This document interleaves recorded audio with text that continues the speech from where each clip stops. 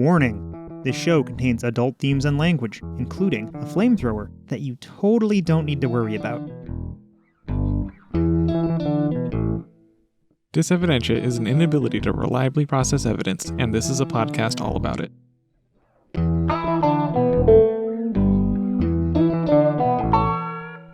This episode was released on August 4th, 2021, and we are discussing Dysevidentia because it is clear millions of climate change deniers are suffering from it.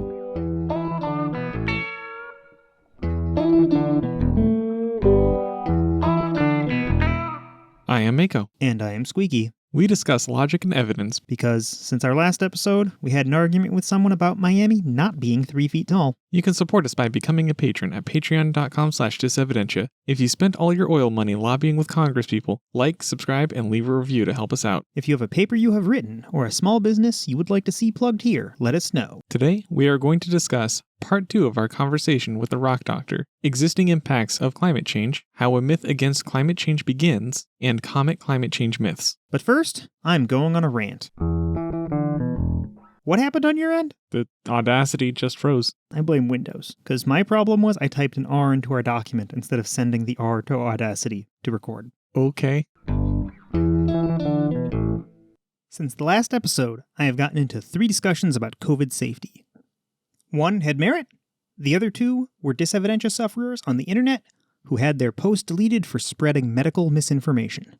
Some will cry, censorship. I don't give a fuck. Liars don't have the right to kill people with confusion, the exact same way we don't have a right to shout fire in a crowded theater. Lies about COVID lower vaccination rates and increase deaths, just as starting needless panics in crowded theaters can cause stampedes and get people trampled. Freedom of speech isn't permission to kill people with speech. Fuck, even Mitch McConnell supports vaccination at this point and says so out loud.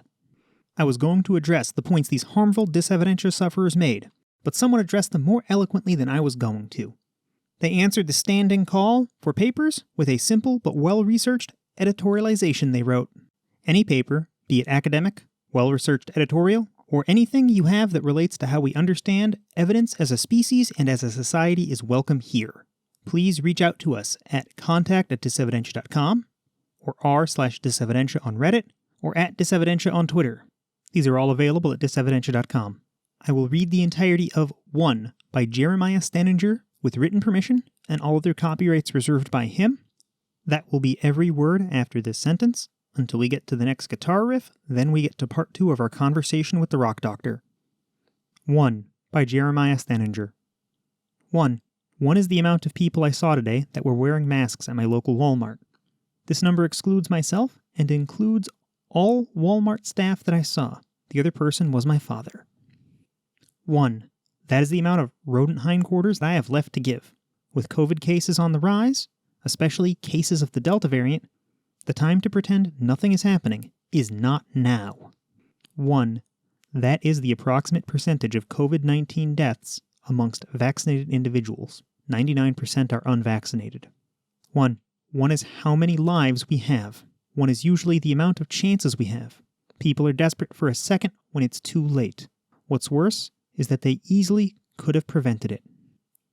There are still millions of Americans refusing to protect others and themselves by getting vaccinated.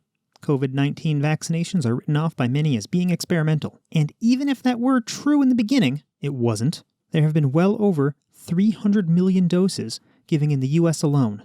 The amount of people getting a severe reaction is around 0.0003%. The Dysevidentia is widespread, and the irrational fear of a well-tested and safe vaccine, as well as precautions against a deadly pandemic that has killed millions around the globe, is dangerous. COVID-19 is currently wreaking havoc on southern states such as Texas, Florida, Tennessee, Georgia, and Alabama. No surprise these states rank among the lowest in the country in vaccination rates. The Delta variant is worse in every way. I believe that we could see numbers reach the heights seen last year if these trends continue. The worst part about all of this is the blatant refusal to understand evidence that is plain to see. Some of those who lean to the right on the political spectrum may feel they are harboring loyalty to former President Donald Trump. Their actions would be misplaced as he encouraged people to get vaccinated. What is stopping unvaccinated people from taking safe precautions to protect themselves and their family. Here are 3 common reasons. The vaccine is untested. In reality, 4 billion doses have been administered, with there only being a few thousand severe reactions. It is shown to be very safe. The vaccine is worse than getting the virus. Your odds of dying from the vaccine are much, much lower. 99.9% of those who contract COVID-19 don't die. By my calculations, 2.13% of people die. This is much higher than 0.1%. To put that into perspective, 2.13% of the world's population is well over 150 million people. As the saying goes, hindsight is 20/20 vision. Get vaccinated before it's too late. If you're not going to get vaccinated, at least protect others by wearing a mask and practicing social distancing. Remember, you and your loved ones have only one life. We discussed things. Indeed, we do discuss many things here. Sorry, listener, if we sound distracted, but we're about to make a whole bunch more in the way of outtakes because our dog farted. Last episode, we listened to part 1 of our interview with the Rock Doctor, and we had a few corrections to make, and we have a few corrections to make this episode as well. Let's just go through them real quick. I said that I got into arguments with a guy, Kazito Mukembe. His name is actually Kizito Moyembe. I tried. I'm sorry. Well, I mean, that's a decent effort, I think. Yeah. His arguments are still very wrong, and he still says lots of really bad things. All right. I called it the recumbent laryngeal nerve. That nerve that in all mammals runs from our brain down by our larynx, then up to our mouths, I believe, or tongue or something. I'm not going to claim to know what it actually connects to, because then I'll have to issue another correction. You could look it up before making the claim. Never mind. No, it's not the recumbent laryngeal nerve. The nerve does not lay down backwards on a bicycle. Okay. It's the recurrent. Recurrent. Because it follows a path that has to backtrack on itself, so it recurs. Okay. Yeah. We know a few things about recursion. Yeah, just look up recursion in the dictionary. Yes. Anyway, you were concerned about the pronunciation of Baju? Yes, I was quite confident that I was going to butcher the pronunciation at the time, because it seems like exactly the type of thing that I would accidentally butcher. You weren't super far off. Oh, good. We just listened to it on Emma Says on YouTube. So it is pronounced Bajau. All this YouTube channel does is pronounce things. Thanks, Emma. I wonder if Emma cares. Probably not, but she has my thanks anyway. Sliding on from corrections, one of our listeners gave us a number of books that we'd be interested in, and I've started reading a couple of these, and I'm familiar with the other. But there's Conspiracies Declassified, the Skeptoid Guide to the Truth Behind the Theories. This was written by Skeptoid, a very popular skeptic podcast, and one of our listeners recommends this. There's Outbreak, A Crisis of Faith, How Religion Ruined Our Global Pandemic. This is by No Illusions, another popular podcaster, and it's about how religion really fucked up this pandemic. And I've read about the first half, and then I put it down because there's so many books. But it is really good, and I'm going to go back and finish it. And then finally is a children's book. My Name is Stardust.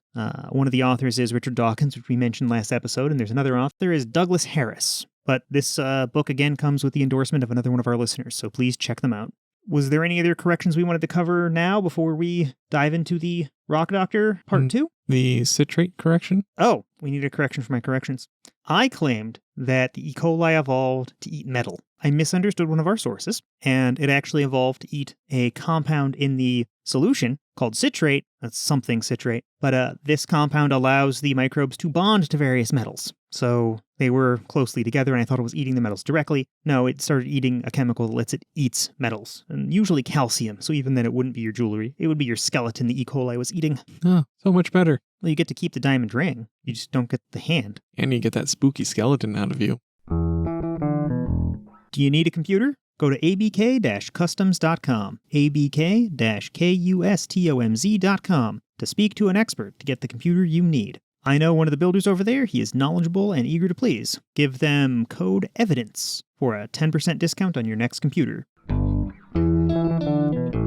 We probably only have you for a limited time, so we should probably move on to the oil questions. Did you want to take point on asking Dr. Sean about some of our oil questions? Okay, so we have a few questions regarding peak oil.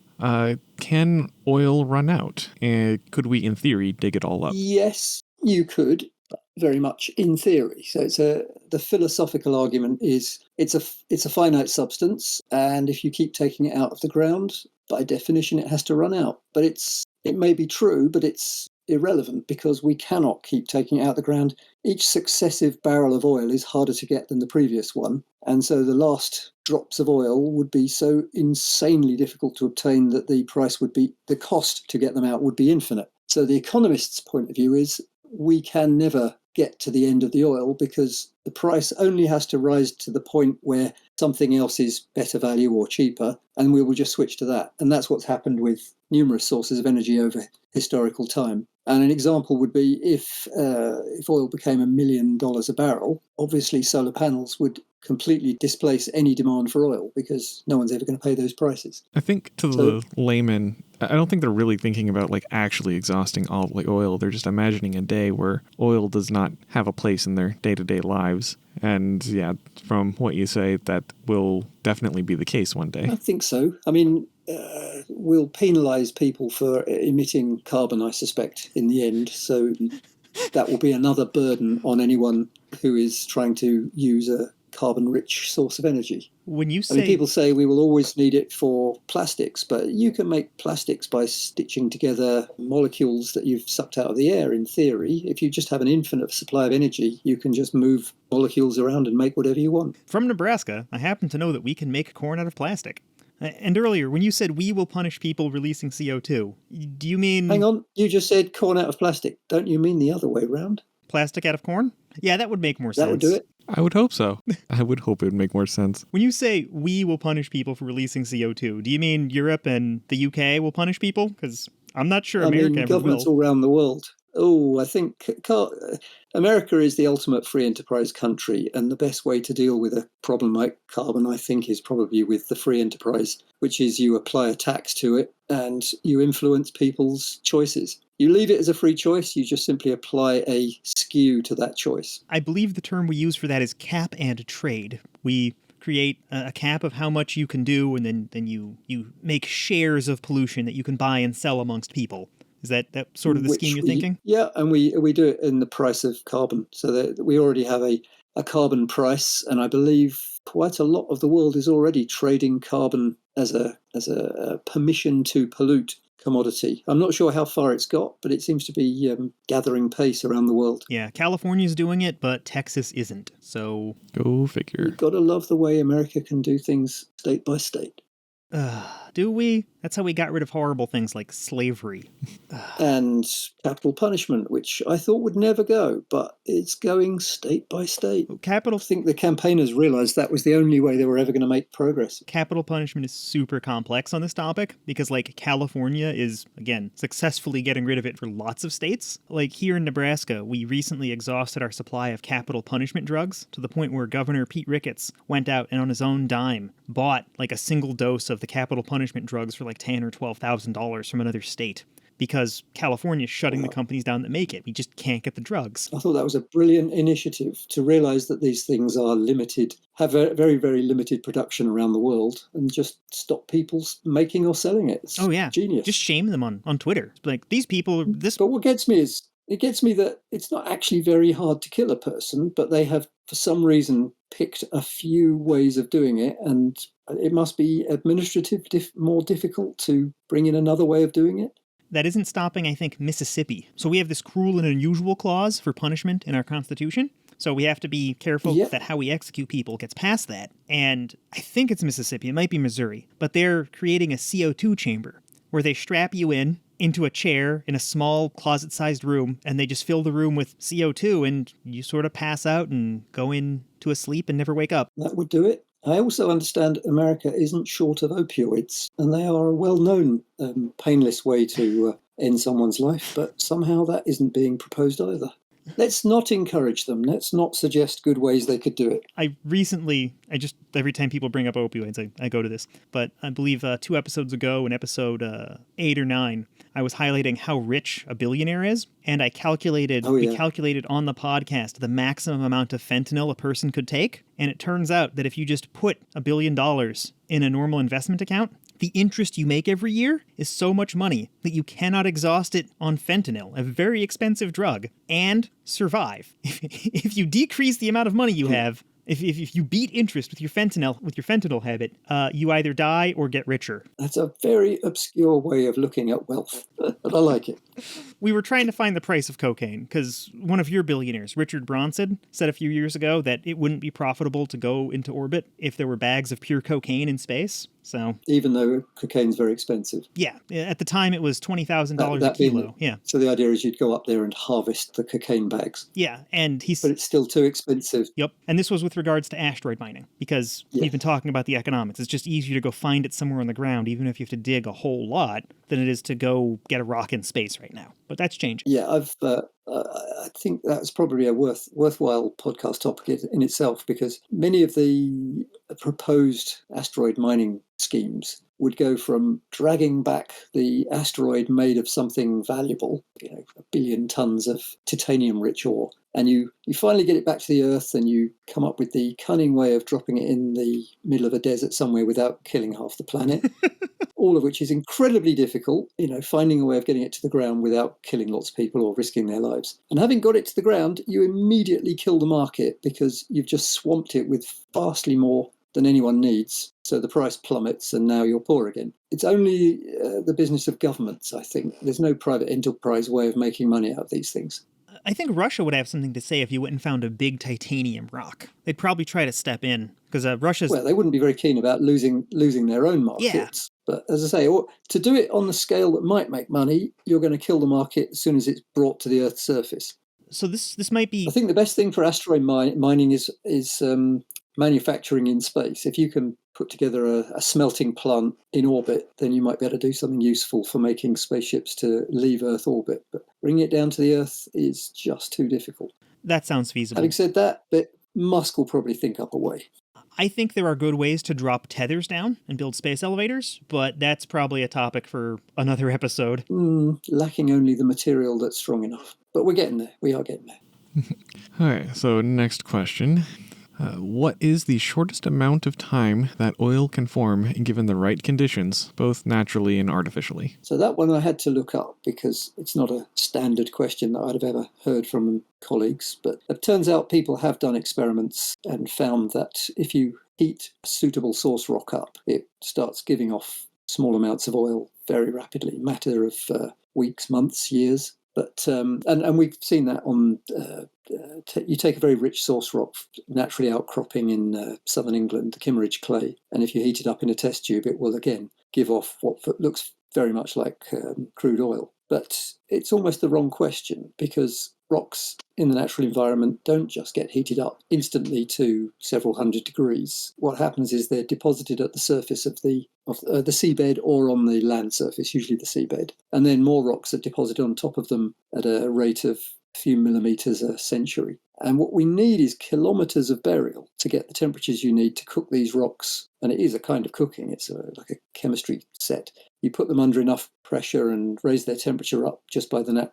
As you push things deep into the ground, they get hotter. It's just the way the Earth's underground temperature profile is. So the millions of years that it takes to form oil comes from the time it takes to bury rocks deep enough with sedimentation to get them hot enough to cook out the oil. Once the oil's out, it flows through reservoirs, sandstones and so on quite quickly to fill up traps. But no one ever asked me before, how long does it take to cook the source rock to make the oil? I'd always assumed it would be hundreds of thousands to millions of years. But it doesn't really make too much difference to our models if it's instantaneous, because it still took you millions of years to get the rocks down to those depths and temperatures and pressures. But it was interesting. It was an interesting question. The question was mostly formed out of a curiosity if there was any way to just, lab create oil to try to solve some of the scarcity problem. And I'm pretty sure I knew what the answer to that was, but seemed irrelevant to ask.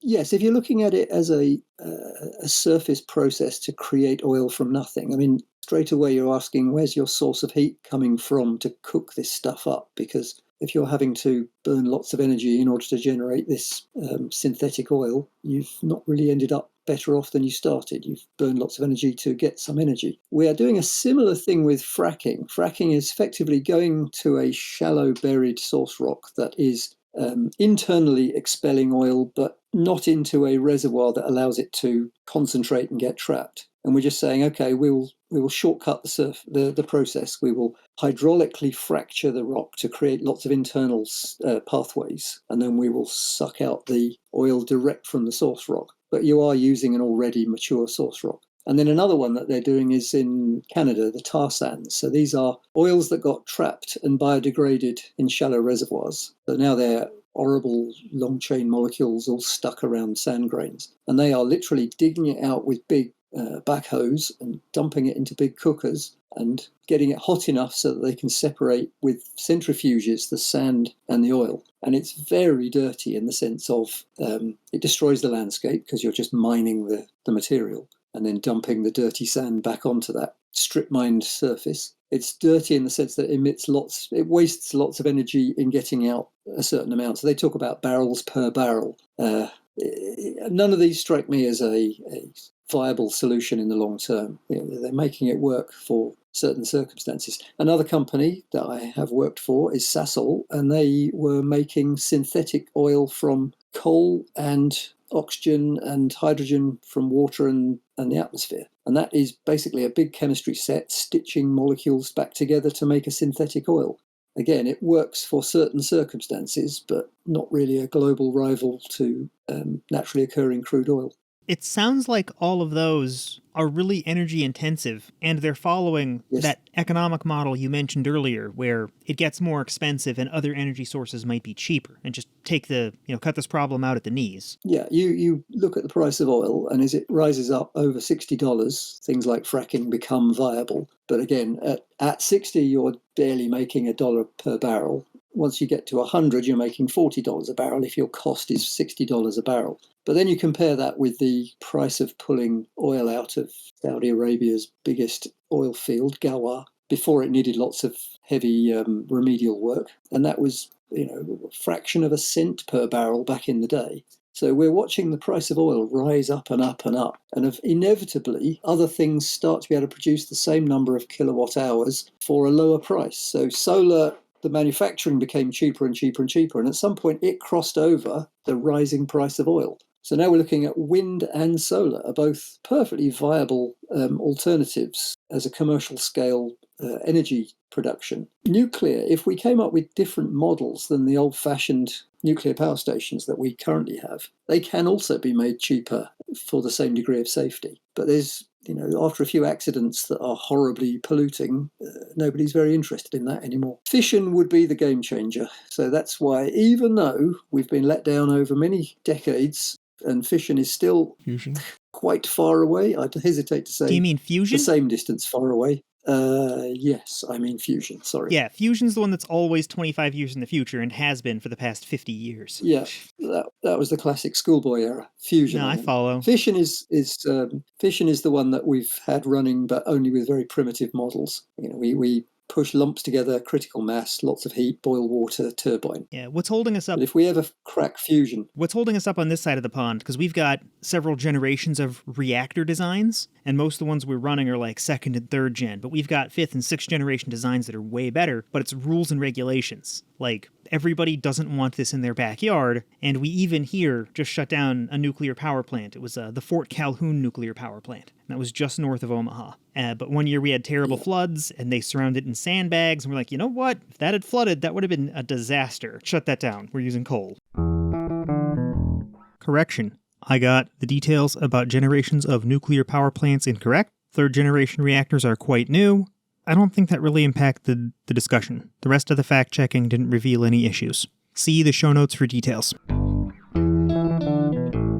Right, yeah. What we should be doing is shutting down and replacing on the same site with a more modern version of the same thing, with better safety built into the design. If you compared it with the development of cars or computers, these things would be the obvious way to run the Earth's energy supplies. And electrification would be far further on than we are now. Is nuclear making more headway in the UK? No, we are attempting to replace some of our failing, aging reactors, but we've got an even bigger NIMBY problem because really we're an overcrowded little island. Really nobody wants this near them. So the only places they can build new ones is where they built the old ones. So when you see the names of these things, they all have A, Bs and Cs in them because the A has been decommissioned, the B is coming to the end of its life, and C is under construction. But having got themselves a location where people have got used to there being a nuclear power station, that's the only place you can persuade anyone to let us put a new one.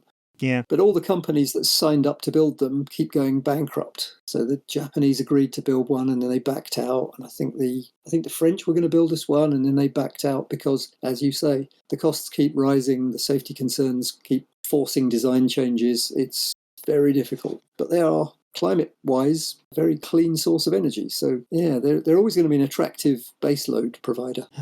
Yeah, that makes a ton of sense. So then we've got other proposals to replace the gas domestic heating, because Britain, obviously, we're not worried about air conditioning, we're worried about heating through our damp, chilly winters. And the only thing that looks like being a viable alternative is ground source or air source heat pumps, where you multiply the energy you put in the form of electricity. You're effectively sucking heat out of the environment and concentrating it and bringing it indoors. And that can just about compete with something like gas if gas gets a bit more expensive. But it has a high installation cost if you're doing it as a retrofit. So everything comes with problems and difficulties. Yeah, it certainly does. Okay, so... It's all sounding a bit gloomy here. Well, it's just, these problems are big. Yeah, they're big and complicated. I keep bringing people back to 100 million barrels of oil a day. Every single day we have to replace 100 million barrels of oil. That's like... People just forget the scale of it. That's like more batteries than you can buy at Costco. That's so much power. No, what is that, like 17 AA's? It's so much power. Oh my God. I don't know. What are battery? I'm talking like the little batteries you put in your remote. What are they called over there? The AA. They still AA's? Okay. I figured they'd be different somehow. Yeah, I believe it's a universal lettering. They haven't standardized the new lithium-ion ones, but yeah, AAA, AA, Yeah, okay. and then the big old lumpy ones, the A's and the D's that no one uses anymore. Oh yeah, I've never seen an A. I'm sorry, yeah, plain old A. Wikipedia has the, as it has with everything, you can look up the sizes of all the things that we only have in historical memory now. But back in the day when portable meant a man could carry. I remember having, as a child, a portable television that was powered by, I want to say, 6 size C batteries. Okay. And C's the intermediate one. I think D was the big fat ones. Yeah, D was the big fat ones. 1.5 volts each. Yeah. So how big was this television? Was it just like the size of a roll of paper towels about? It was maybe half the size of this printer. Well, I mean, the listeners cannot see a printer. I was going to say, how does that help the listeners? You've got a printer the size of a wardrobe? No, definitely not. It's no. 2 wardrobes. What? Mako's really strong. That's why it was portable. No, the television was really small. I want to say it was like a 9-inch screen or something like that. So it was like a couple of school textbooks. I remember when the stacked on top portable of each other. TVs. Yeah, well, I remember when the portable TVs came out. They were pushing the limits of the power supplies. Yeah, it definitely did not get good battery life, and that was one of the reasons why I stopped using it, was like I found myself replacing the batteries more than I cared to. I had a portable TV that I lusted after as a kid. I just pictured it was something like out of Star Trek. You could be at school and you could look at the TV and you'd be the coolest kid. And then I got one, and it was the stupidest thing ever. You realise there's virtually nothing broadcast during the day. This is back in the days of 3 channels in the UK. And daytime TV was the worst TV there was. The only time you'd ever find anything worth watching was in the evening when you were at home and there was a proper television in the corner of the room. The whole purpose of a portable TV was gone at that point. That's just a perfect symmetry. That's great. They created the device before there was anything to watch on it, basically. I'm just staring. I'm using my phone as a 4th screen because I have 3 screens on my computer, but then I have notes on my phone, and I've just left it on sitting here for the past, however long hour we've been talking, and it's not dimming, it's not changing frequencies. I get my email on it. I'm like, this is not a long time in the scale of development, right? It's 30, 40 years is the time frame we're talking about. And it's utterly astonishing to me. All of this stuff is now definitely on the scale of magic. Yeah, and if we look back in our history, I mean, pick an important historical event, the signing of the Constitution or the Magna Carta, friggin' people leaving, Leif Erikson discovering this continent and building the pyramids, right? And then go forward or backward in times from any of these events, 40 years. What really changed? like nothing by comparison. It's mind-bogglingly rapid advancement. Well, they talk about the singularity, where the rate of change is accelerating as we go into the future. And it's plausible. Certain things seem to be accelerating, other things don't seem to be changing very much, like nuclear technology. I think it depends where we are putting our energies. We are particularly enamored of pocket computers, so all the global energy is going into making them better on a daily basis. But other areas, not so much. Well, house building in each country is pretty low tech. It improves on a much slower pace than other things do. Cars improve, aeroplanes improve far faster than quite important technologies like putting a window in your home. I think some of it is how the industries are interleaved. And I'm sort of just talking out of my ass here. I'm not going to claim to be an expert on this. We already have all the material science we need to make tinier and tinier microchips. It's just working out the details of putting smaller transistors into these materials. But then on the flip side, you're talking about building a new airplane. You could put the same amount of effort into making a microchip half the size, which will quadruple its performance, or you can make an airplane 1% lighter, which might make it fly 2% faster. And that's the same amount of effort in both places because you have to do so much more fundamental science on the airplane because we've been working on that problem so much longer. I don't know, Yes, and those quadruple fast computers are being used to redesign the airplane, so everything advances using everything else. Totally. It's all intermeshed. Sorry, did we have more oil questions? I want to exhaust us on that while we have you, because you know way more about oil than we do. Yeah. And I'm sure our conservatives are going to say so many silly things about oil and climate change. Well, they can always rip you to pieces, whatever you say. I'm mostly saying things that are boringly obvious to people in the industry. You do bring an air of authority to it, and hopefully we're arming people with that information. As I say, I may have mentioned when I was talking to you before, but all the people I work with, lots of highly educated, trained scientists and so on, we all accept that climate change is almost certainly correct in that the scientists have done good research and that they're getting good answers. There's very little argument against it. So the idea that the technologists inside the industry are fighting against it couldn't be further from the truth. We're all ever more concerned about the future of the planet, even as we are working to find more oil, which is doing harm. I think the problem occurs up at the level where the money starts being serious, because these people do not want to see their companies face huge headwinds or make less money. As I say, if you talk to the oil workers in many of these industries, I think you'll find a lot of support for what the climate change scientists are saying. I think you're probably right for the most part. Mako's looking at me. What's that look, man? Well, you started asking if there was more questions, and then he launched a tangent instantly before I could retort. Oh, that's why I'm getting the side eye? Yeah, I probably deserve that. Anyway, so next question. And to answer your question directly, yes, we have more questions. Okay. So while a few companies have already declared that they have hit peak oil, like for themselves, due to reprioritizing into green energy, do you feel that we are at or near peak oil production overall? It's been a dangerous thing for anyone to predict for a while, because as soon as you make a prediction, something significant changes to make it completely wrong. So you have to hedge quite a lot. You say peak oil for conventional oil would be a good one. This is where you find it in a trap with a seal over the top and you pull it out as liquid direct from the reservoir. We've been struggling over many years to keep up our finding rate, so the billions of barrels per year. It's getting harder and harder because there's not much planet left that hasn't been looked at. There's a few inaccessible countries like the Congo and North Korea, but I don't think we're missing much. We've got a pretty good understanding of much of the world. Tools change technologically, so the seismic that I described earlier, where you send down the sound waves, because it's technology, it got refined and refined and refined. The development in computing has been astonishing in pulling more and more out of the signals we get back. So we can now see, in some cases, in favourable circumstances, we can actually see the oil in a trap underground. People don't realise how good the seismic has got.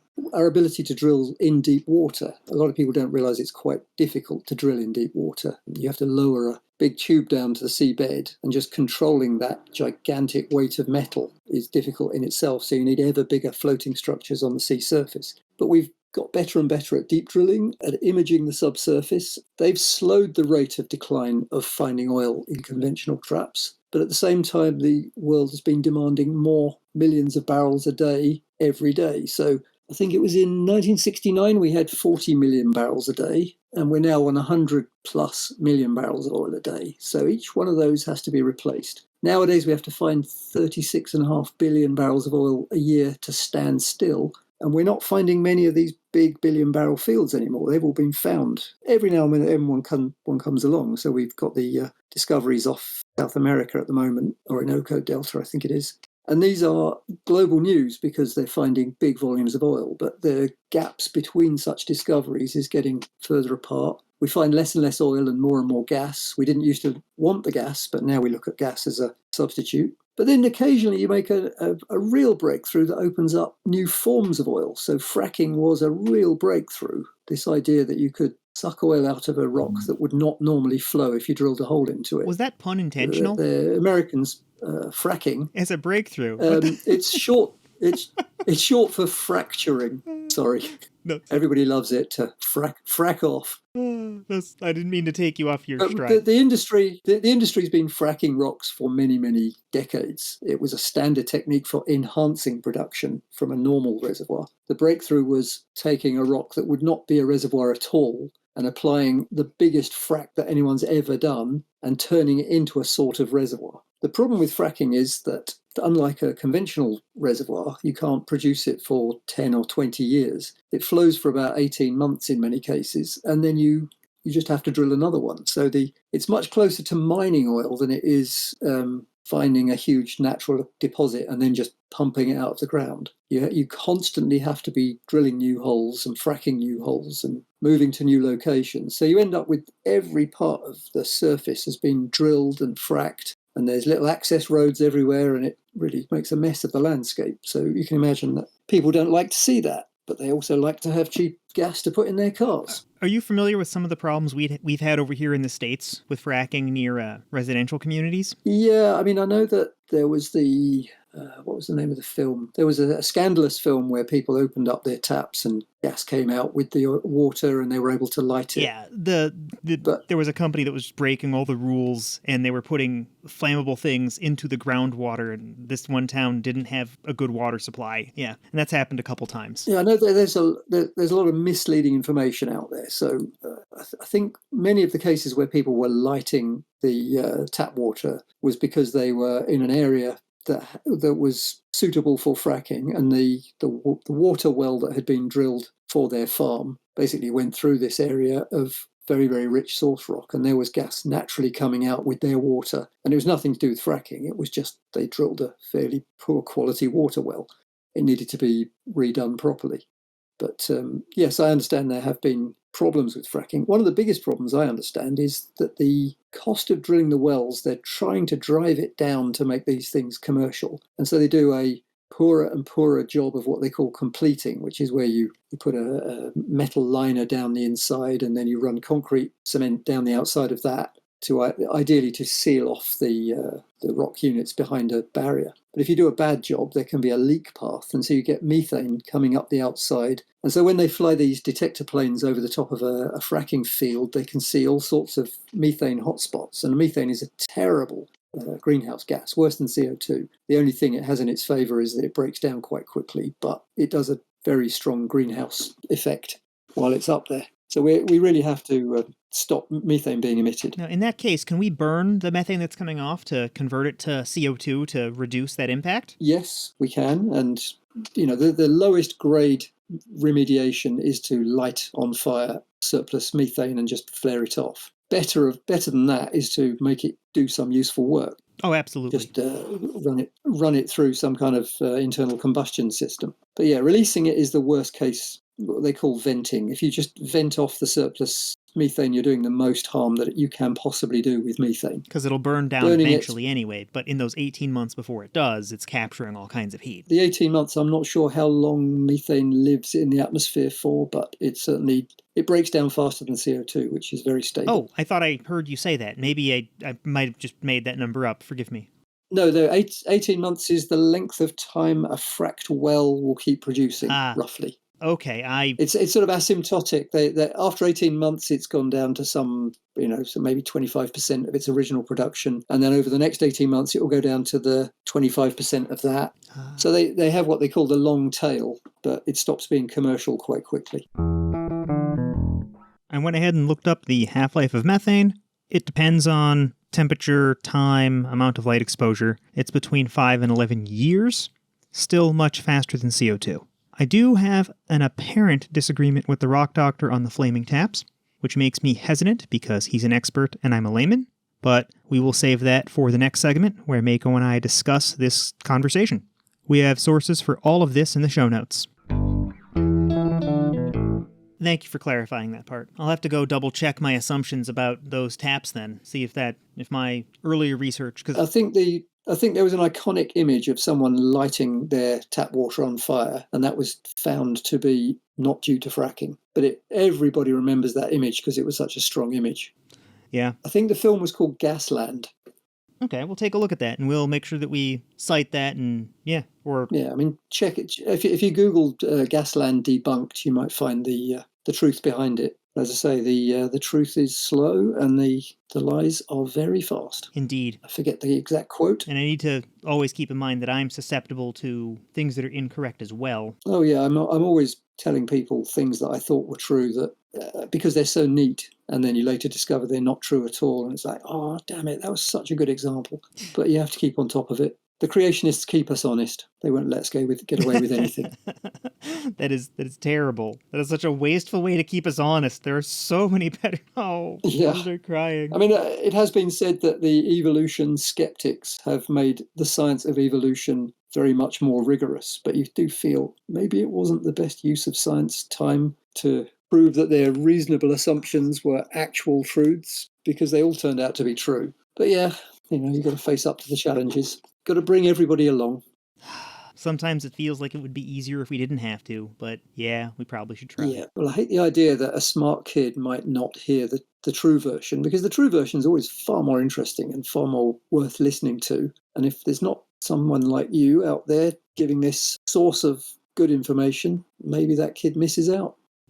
I hope I do reach out to more kids. And actually, it was a kid like that inspired, maybe not inspired, but he was the straw that broke the camel's back in terms of us kicking this off. There's one kid out in the middle of Texas who just was surrounded by bad intellectual influences. We're like, okay, we can fix it for this one kid. Well, thank God for the internet where everyone has access to this stuff. I just wish the lies weren't so fast, because the liars have instant access too. Yeah, I was going to say there's something to be said for social media.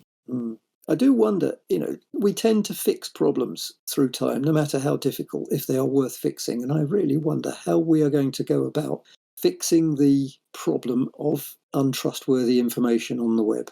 Maybe we reinvent media companies, but with people realizing, no, they are necessary, because you need some kind of a filter that says, if it's under this banner, then I can probably trust it. I hope that works, and I think those media companies are going to stem from the existing social media companies because of their presence and reach, and I don't even necessarily think it's going to be technically challenging. I mean, look at pornography on Facebook. If there's, and I'm totally, again, ripping off the Cognitive Dissonance podcast here, but if a nipple shows up on Facebook, 30 seconds later, it's gone. It can be copied to 100 different people. They will find all of it in 30 seconds and just nuke it. Just blast all those nip slips, and they're gone. So this is where technology, if enough effort is put into a certain area, you can actually fix it. Oh yeah, there's no reason we can't just write a little algorithm that says, hey, this is racist bullshit, get it off. Or hey, this is homophobic, get it off. Or oh hey, we ran it by our fact checkers, bullshit, get it off. We don't, because it's not profitable. I love other ways of doing it, not just straightforward censorship of a certain type of image, but I was thinking it was a brilliant initiative, because the distributed editing model meant that someone comes in and they make an outrageous edit to favor themselves or to tell their preferred lies, but they've evolved a system where that immediately gets highlighted, and then editors come in and they switch it back to the original version, and they say this is a contested area, so we are going to change the status of that page. And other pages that have no dispute over them, like fundamental physics. They don't need to have that level of caution. But anything that involves current politicians obviously is carefully guarded information, and they're forced to write very neutral articles because otherwise hundreds of editors change it back and forward. And I thought that showed maybe one way to get to a better model. And then Snopes, this idea of a place where you can go and just check if something is bullshit or true or partly true. I think people are experimenting with and finding ways to get there, but I'm not sure there's enough people who care. Oh, there's a ton of people who care. On this topic, I will be optimistic. For things like Snopes, though, the long-term concern is that if they do establish themselves as a dominant, reputable source of trustworthiness, or just gauging trustworthiness, then presumably at some point someone can take interest in that influence, purchase them, and then start steering them in whatever direction they want, leveraging that trustworthiness. Like what happened with Huffington you would Post? Definitely need You would definitely need an ecosystem of Snopes-like sites that effectively can be compared and can check each other. Taking the role of what old school conventional journalists who used to aggregate the knowledge, write everything, and publish it. Rather, we need some people who Absolutely.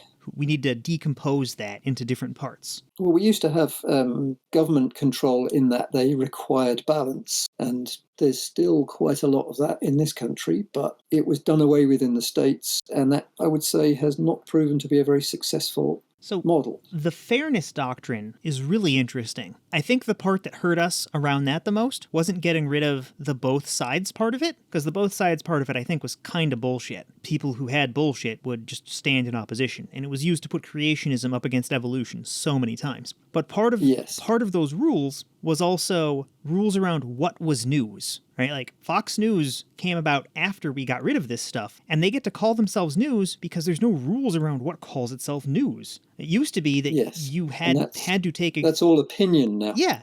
And you used to have to take a certain type of editorial stance and fact check and do things to be called news. And now you don't. I think just that little bit of a change could make a huge difference. And it would get Fox News, Breitbart, and Alex Jones, and probably hit The Guardian too. The shock jock, I think, was the first thing I became aware of, where it was effectively no holds barred broadcasting.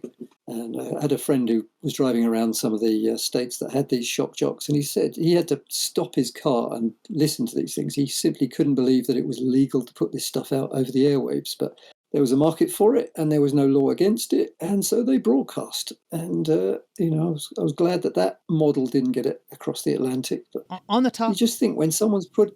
On the topic of things that are technically legal, should we share our raffle plans with Dr. Sean? Oh my God, might as well, yeah.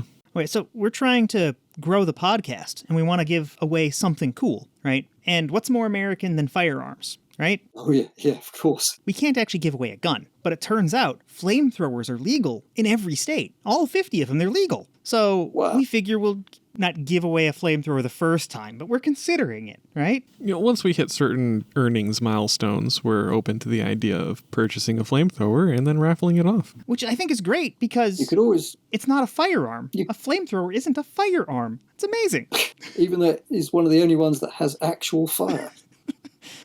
Americans are crazy around firearms. So we actually found a few flamethrowers that have some interesting customization options. A couple of them were even napalm compatible, apparently. Yeah. Apparently these things that are outlawed for use in war by, some important people in Geneva, they're totally cool for agricultural use. Yeah, and we even found one of these flamethrowers. This one wasn't napalm compatible, but one that could be fixed to a drone. So you can have a drone flamethrower. That sounds unwise. That's what we were thinking. That's why we're not going to use it. We're going to raffle it off. Yeah. I think I did see a YouTube video of someone who'd attached a running chainsaw to a heavy-duty drone.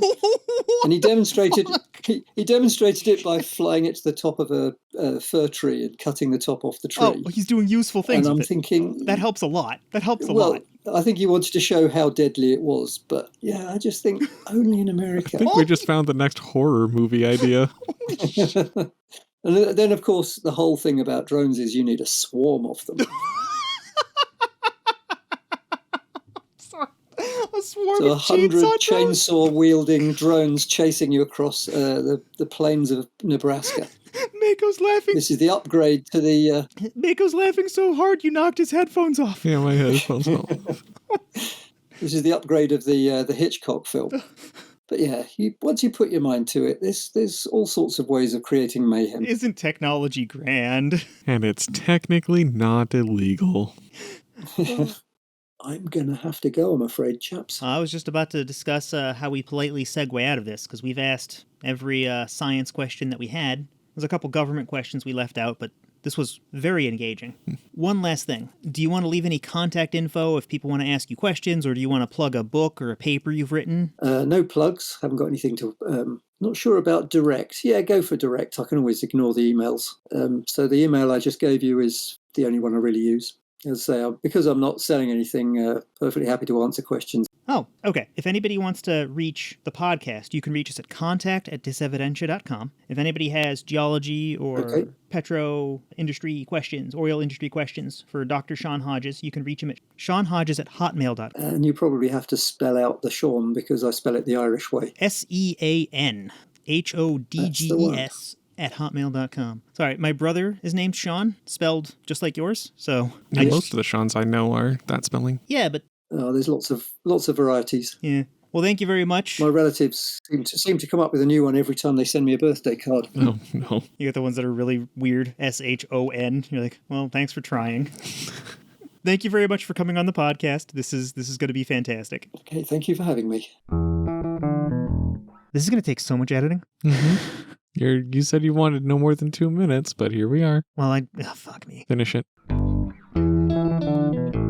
So we just got to cover part 2 of our interview with the Rock Doctor. Mm-hmm. We got a few questions in about climate change and oil. We discussed a little bit about nuclear energy, fracking. We went way off and discussed asteroid mining for a few minutes. Yep. So there were a couple things I pulled up sources for. Some things I got a little bit wrong. In there, I thought Pete Ricketts, the governor of the state of Nebraska, bought the drugs with his own money. Turns out he blew $54,000 of Nebraska funds on these lethal injection drugs from a shady middleman in India. Never got the money back, never got the drugs. Oh. Yay, great. Execution gases, I said CO2. When I fact-checked it, it was actually nitrogen. And 3 states are doing it: Mississippi, Oklahoma, and Alabama. Mm-hmm. I'm making sure to add all the different sources for nuclear power. The Rock Doctor mentioned a link to the Wikipedia page with battery sizes. It's actually a really cool chart. There's all kinds of battery sizes I didn't know about. Yeah, weird batteries for weird things. And they don't all have the same name. He said they were called AA's over there, but they also have like 15 other names like H29s. Oh my god, there's a quadruple A. It's so tiny. Why? If your pet guinea pig has a TV remote and they need to power that. FNA23 4SR44. Who the hell named this? A robot. I don't know. Oh, on robots. We talked about the singularity for a hot second there, and I actually read all of Ray Kurzweil's The Age of Spiritual Machines. It's a sequel to another book I've read, The Age of Intelligent Machines, where Kurzweil goes into AI, and he actually coined the term singularity in one of those 2 books. And I'll go ahead and leave a link in the show notes, because I think it's an interesting read. The book's a little bit older now, so it's still making predictions for today, and he got some of them right. So that's pretty cool. Mm-hmm. Okay, so that's like all the little stuff. And I feel kind of bad on this one, because I disagree with the Rock Doctor on one point, and he's really smart, so I'm really hesitant to do that. Wow. Such sincerity in your voice there. And he is really smart. I wasn't trying to be sarcastic. That part, I believe, yes. Comes with having a PhD generally. I could name a few. That's why I said generally. So I did exactly what he said when he told me to Google Gasland debunked. And it seems like superficially there's good reasons to disagree with the Gasland documentary, right? Specifically, what we were talking about was people lighting their tap water on fire, right? And it is true that there have been staged instances of people lighting their tap water on fire, and their tap water wasn't impacted by fracking. And even worse, to people using that as their main point, there have been towns where there have been tap water fires for decades in the United States. I'll put a link in the show notes from the API, the American Petroleum Industry. It's like association or union or something, but it's api.org. And they have a big page full of defenses, and as near as I can tell, everything they say there is totally true. But it's also incomplete, because we have other scientists that aren't, directly claiming to be the oil industry, showing a causal link between other people having their tap water catch fire. So I put a link to an article from ProPublica where they digest some of these scientific papers and go over it in a nice, easy to understand way for us.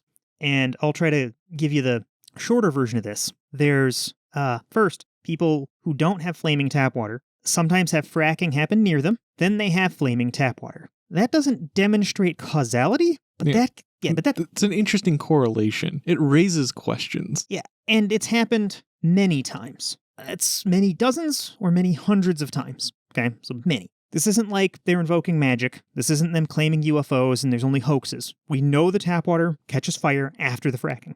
Just looking at it as an outside observer, this is a thing that happened, and it looks like at least some of those were caused by the fracking or methane drilling. And when I'm saying fracking, I mean fracking and drilling for methane. Mm-hmm. Right? They're different processes, but they both have the possibility to leak methane into groundwater sources, which then get sucked into either wells or into municipal water supplies. And this might just be that the Rock Doctor comes from a country with a functioning government and functioning safety regulations, so methane never gets into their tap water. Maybe.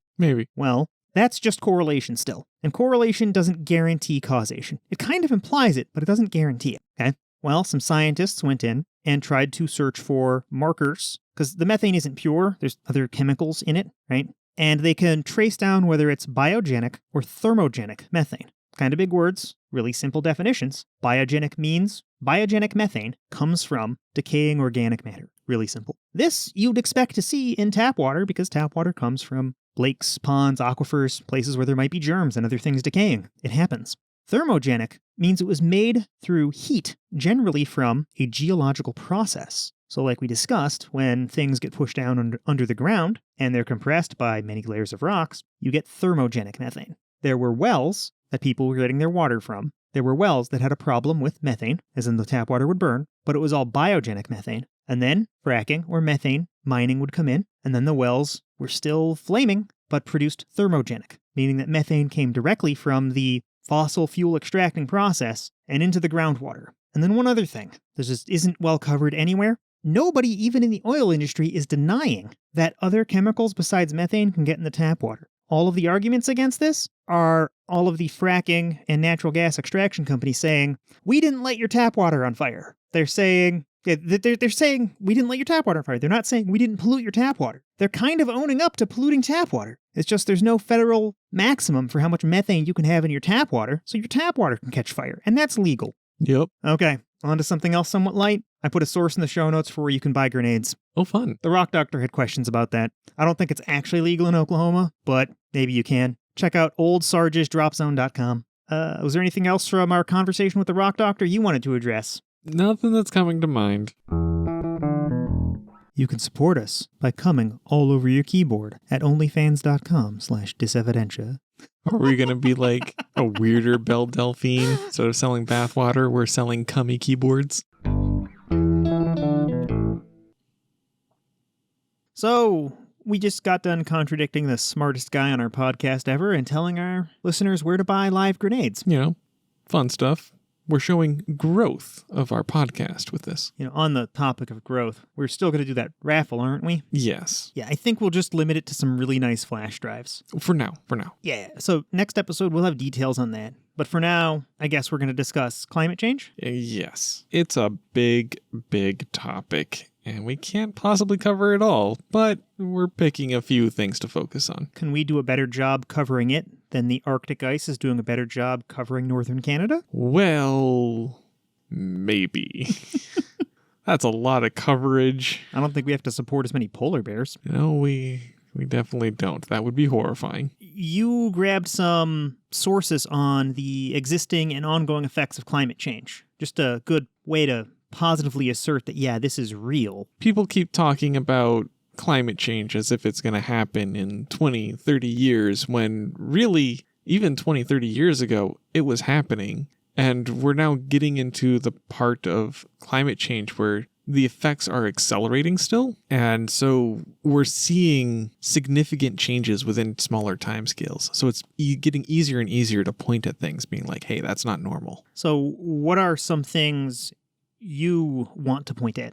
The biggest one that stands out to me, if like most of our listeners, probably in middle school or high school at some point or another, learned about the Northwest Passage. The idea of taking a boat over the top of Canada. Yeah, it was mythical. It was impossible. Yeah, well, historically, there was too much ice for it to be traversed. Yeah, I remember hearing about some famous explorer that I don't remember the name of, but I remember them trying to make trips north of Canada and just getting stuck and the trip being doomed. Yeah, and there's an enormous economic incentive for there to be a Northwest Passage, which was why multiple expeditions were launched in order to find one. And they even accounted for favorable conditions, like waiting for the summer in order to try to do it when there'd be the least amount of ice. And that didn't really work. But in recent years, and when I say recent, most of it has been within the last 12 years, I believe, there's actually been a significant reduction in the Arctic ice to the point where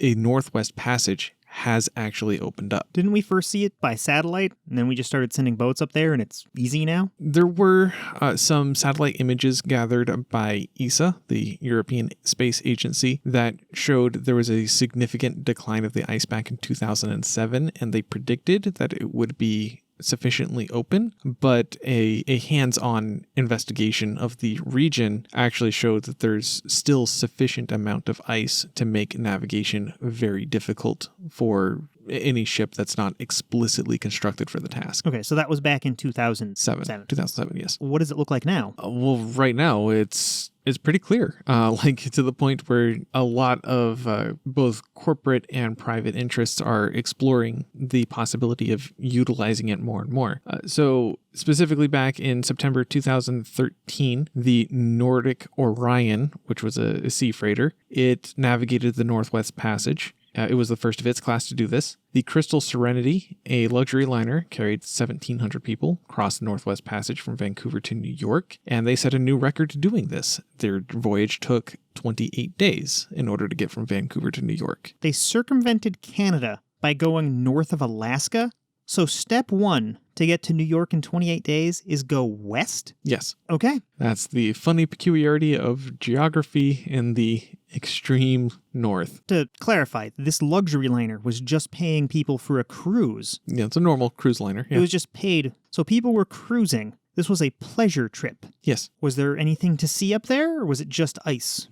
Ice, polar bears, seals, more ice, some ice. So would you say these people were, like, going clubbing? That is a distinct possibility. Okay, so they came back with all baby fur seal coats. I didn't find any sources on that, but I will stick with distinct possibility. Oh, jeez, I am just kidding, and you're talking about actual baby seal death. Okay, so the Northwest Passage did not only open up transit for humans. Gray whales are species of whale that were overhunted in the Atlantic Ocean, and specifically in the Atlantic Ocean region, they were believed to be extinct. They still existed in the Pacific Ocean, don't panic. But in May 2010, they actually found more gray whales in the Mediterranean Sea. Had they not seen gray whales in the Mediterranean before that? No. And why would the whales have gone north of Canada and not south of Chile? They were following food sources, is the belief. Oh, so there's not like a good food source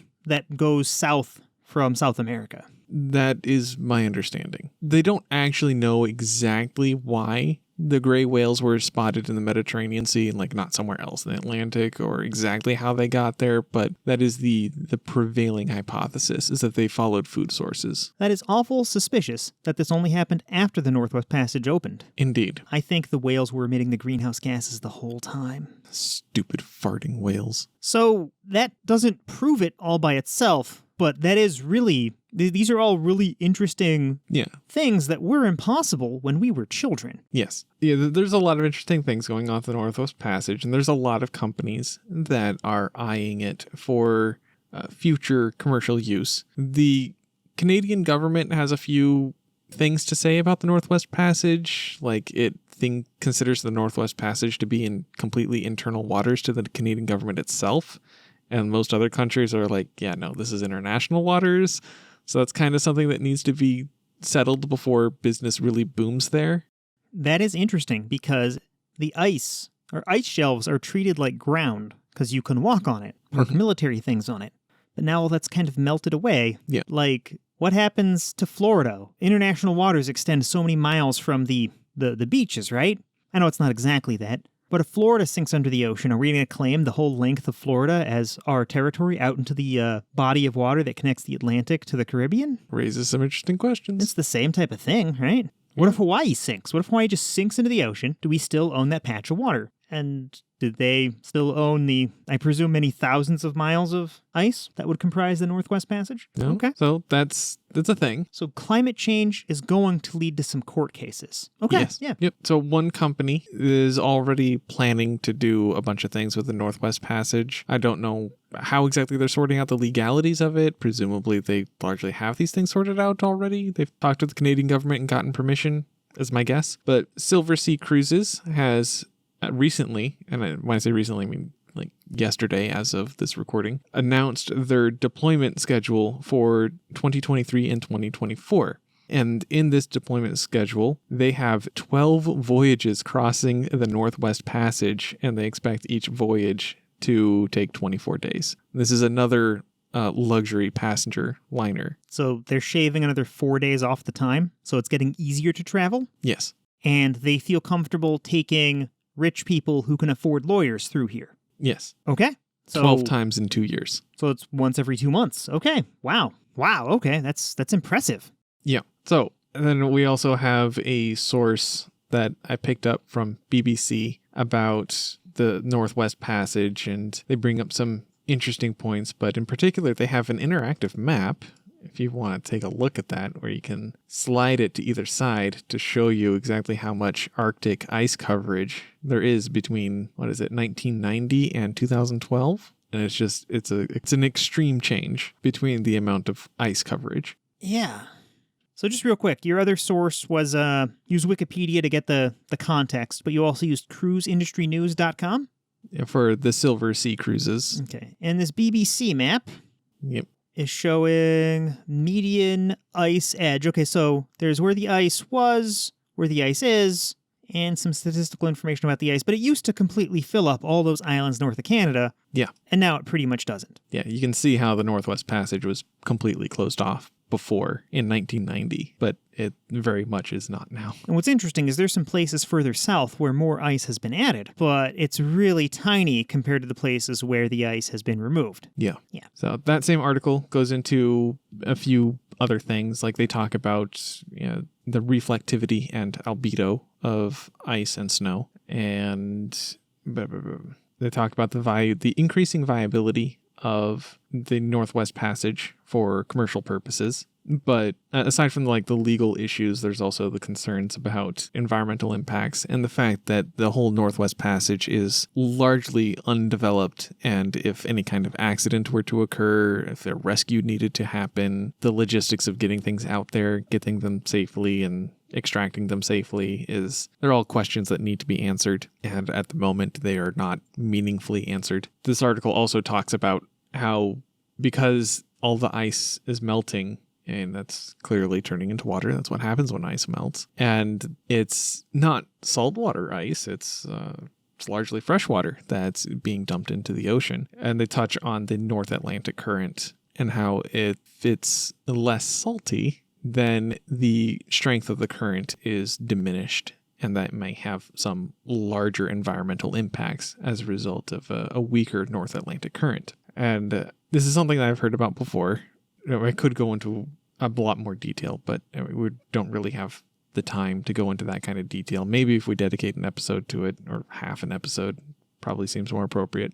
But keep in mind that North Atlantic Current is largely responsible for transporting warm water up into the North Atlantic, which is how Europe manages to keep the relatively warm temperatures that it enjoys. Because Europe, or most of Europe, is at the same latitude as Siberia. And Siberia is not known for its warmth. So most of Europe is at the same latitude as Siberia. So the bad news is if the North Atlantic Current does in fact get diminished enough, Europe gets a lot colder. But the good news is that if we just keep pushing climate change and global warming, then Europe will heat back up. It's fine. By that point, won't India, Indonesia, Mexico, Ecuador, won't all these places pretty much just be on fire? Pretty much, actually. You sounded way too serious. I kind of am. Increasing wildfires is a not only a prediction of climate change, but it is something we are already seeing. It is. And we almost certainly will see that in these regions. Increasing frequency of just vegetation catching fire. Yeah, I didn't mean literally. I just, that kind of sucks. No, that very sucks. Okay, so if all the ice melts, it might, we don't know for certain, but it might interrupt this conveyance of warm water from the tropics to Western Europe. And if that stops, Europe cools down. If we keep heating the planet, Europe warms back up. It is based on solid science, but yes, the question does remain exactly how much fresh water does it take to disrupt this system. And we have some information on how much the system has already been disrupted, and depending on which estimate you go with, it's generally between, I believe, don't quote me on this, but like probably between 10 and 20% like diminished strength. But going forward, we don't have like a solid idea of how much further it's going to be diminished, especially since it's hard to say. Okay, so there's just a lot of details there. Like I'm not even sure what strength you're talking about. You're talking about the strength of the moving water up, like to move the temperature into warm Europe? Pretty much, yes. So the strength of the current itself and how that manifests is pretty much how far north the North Atlantic current will go. Gotcha. So if we keep adding more fresh water, it might not go as far north, and instead of England and Ireland and Scotland getting warmed, it might just stop at Portugal. Yeah. Okay. Or worse. All right, so then Gibraltar stops getting warmed or something. Yeah. Okay. If that climate model is accurate, that's the type of thing you can expect. And later on, well, I guess we're just going to point out that climate change models are pretty accurate. Because when you look at them, when one of them gets a thing wrong, usually they all get that thing wrong because they just didn't account for it. But usually they get everything else correct.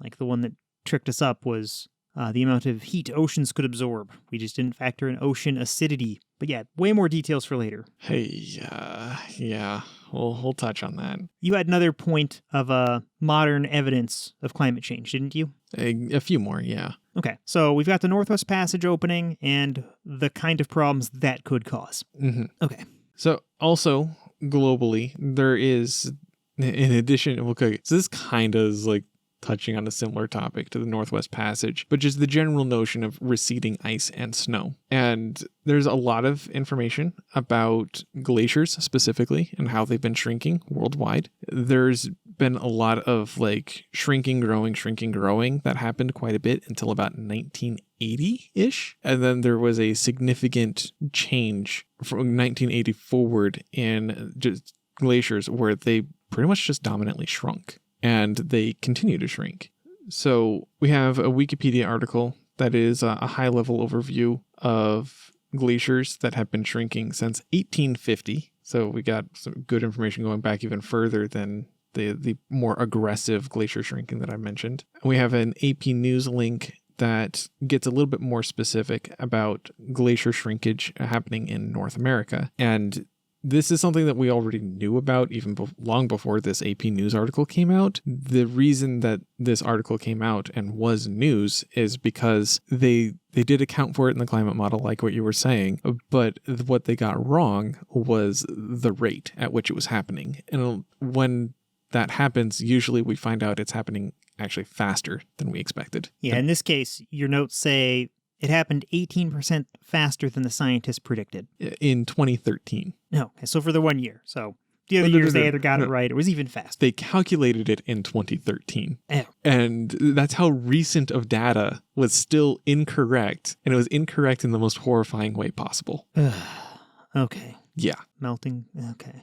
You had one other source. So this is a little bit more specific to one specific location that kind of highlights the severity of this and what we can expect in more locations like it throughout the world as time goes on and we continue to not address this. But I'm probably going to mispronounce this. I apologize in advance. The Chalcatea ski resort in the Bolivian Andes. It was established sometime in the 1930s, I believe. I couldn't find any good hard sources on exactly when it was established, but the gondola conveyor, that machine I did find was definitely installed in 1939. Wow. That's still like an 80-year-old gondola. That's impressive. Yeah. So 1930s is when the ski resort was established.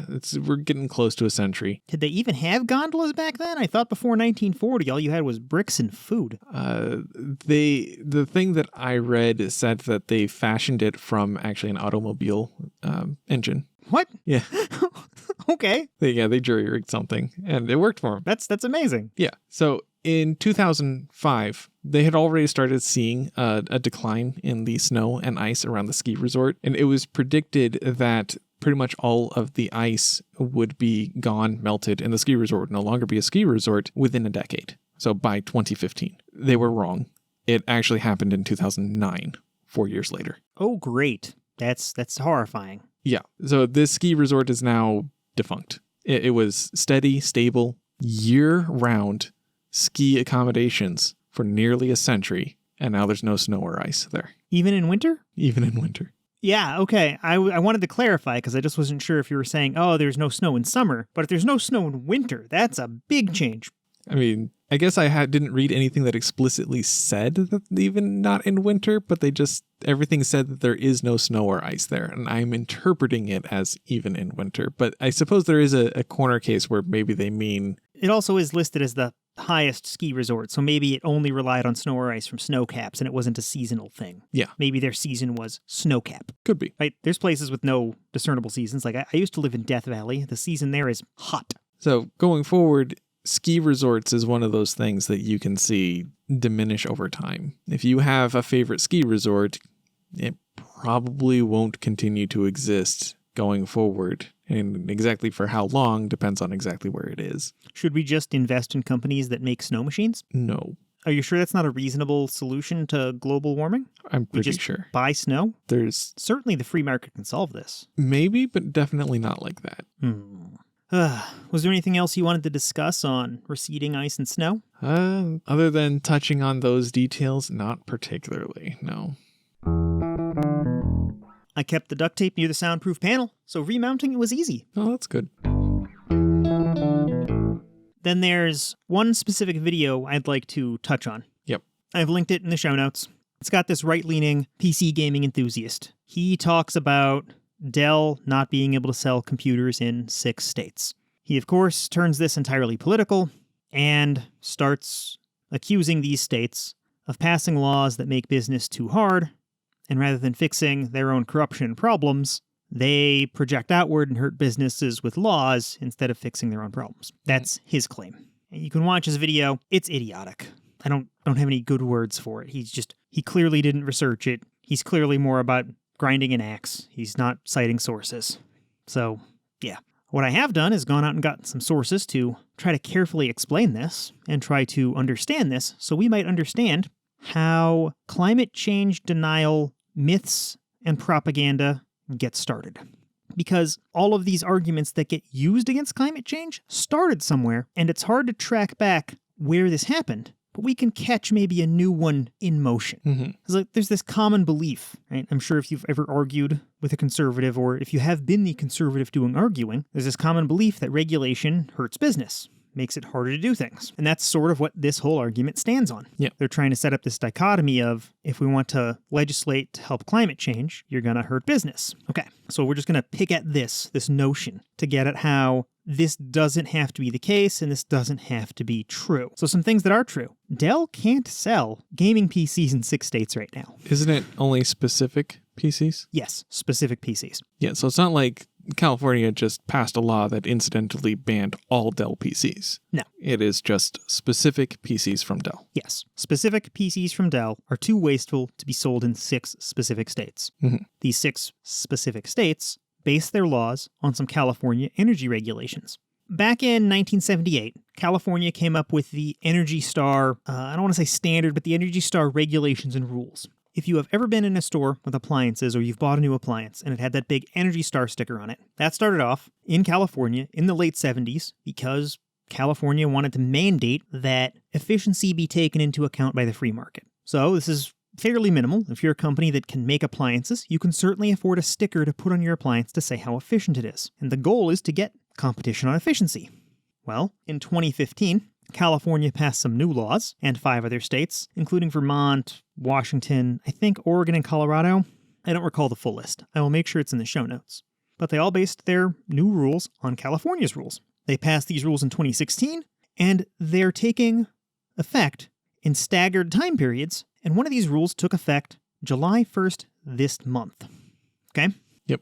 So some of these rules specifically call out a cap on per-year power consumption, and they demand a certain level of efficiency of the device. Now, you might start wondering, what is the efficiency of a gaming system, right? It's not like there's an amount of units of power to units of fun, right? That's gibberish. It doesn't make sense. But for those out there who aren't familiar with computers, there's a device inside called the power supply, or PSU. So if I say either of those, I'm talking about the same thing. But this converts wall power, AC, to power the computer can use, DC. And some of it's lost along the way. And really efficient power supplies lose very little. And there's rules on how efficient that has to be.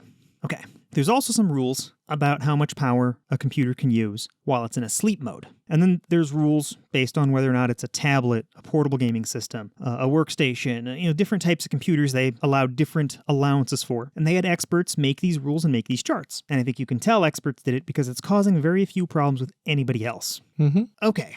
All of this into account. Dell isn't shipping PCs. We have several sources for that, including the FPS Review, a gaming website, Reuters, right? We have sources for these rules being passed in 2016.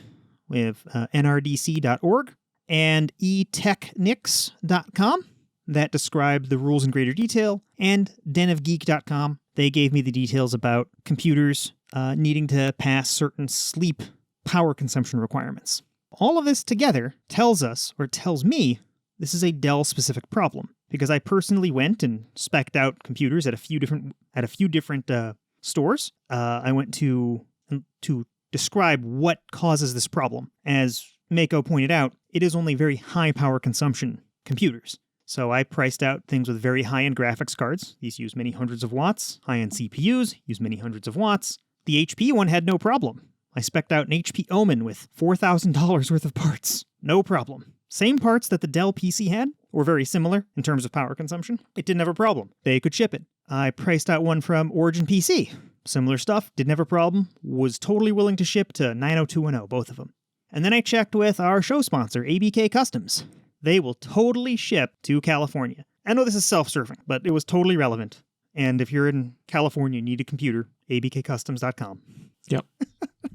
Sorry, I'm not trying to make light of that. But if all these other people can do it, why can't Dell? Okay, so here's where things start seeming a little bit fallacious. People are blaming the energy efficiency rules when even these other tiny businesses can keep up and other big businesses can keep up. You might not have heard of Origin PC, but they make a ton of PCs. They're the PC assembling arm of Corsair. They were bought recently, and Corsair makes a ton of computer stuff. Everybody's heard of HP, right? And the little guys, right? Like ABK Customs. I think part of the reason is just the brand awareness with the Alienware brand, which is owned by Dell. Oh, yeah. Did specifically point out that it was Alienware high-end computers. Yep, with people hearing of it? Yeah, well, that were having issues with the rules. Well, there are 2 theories to why Dell can't ship these. Because everybody else can ship. Mm-hmm. HP can, Origin PC can, ABK Customs can. Everybody else can ship PCs to California. Yeah. Only Dell can't. So Dell's actually failing somewhere. Yeah. My current thought right now is their power supplies aren't efficient enough. I've put a link in the show notes to a computer reviewer, and I know that when you order a thing with any of these graphics cards, you need to get one with a very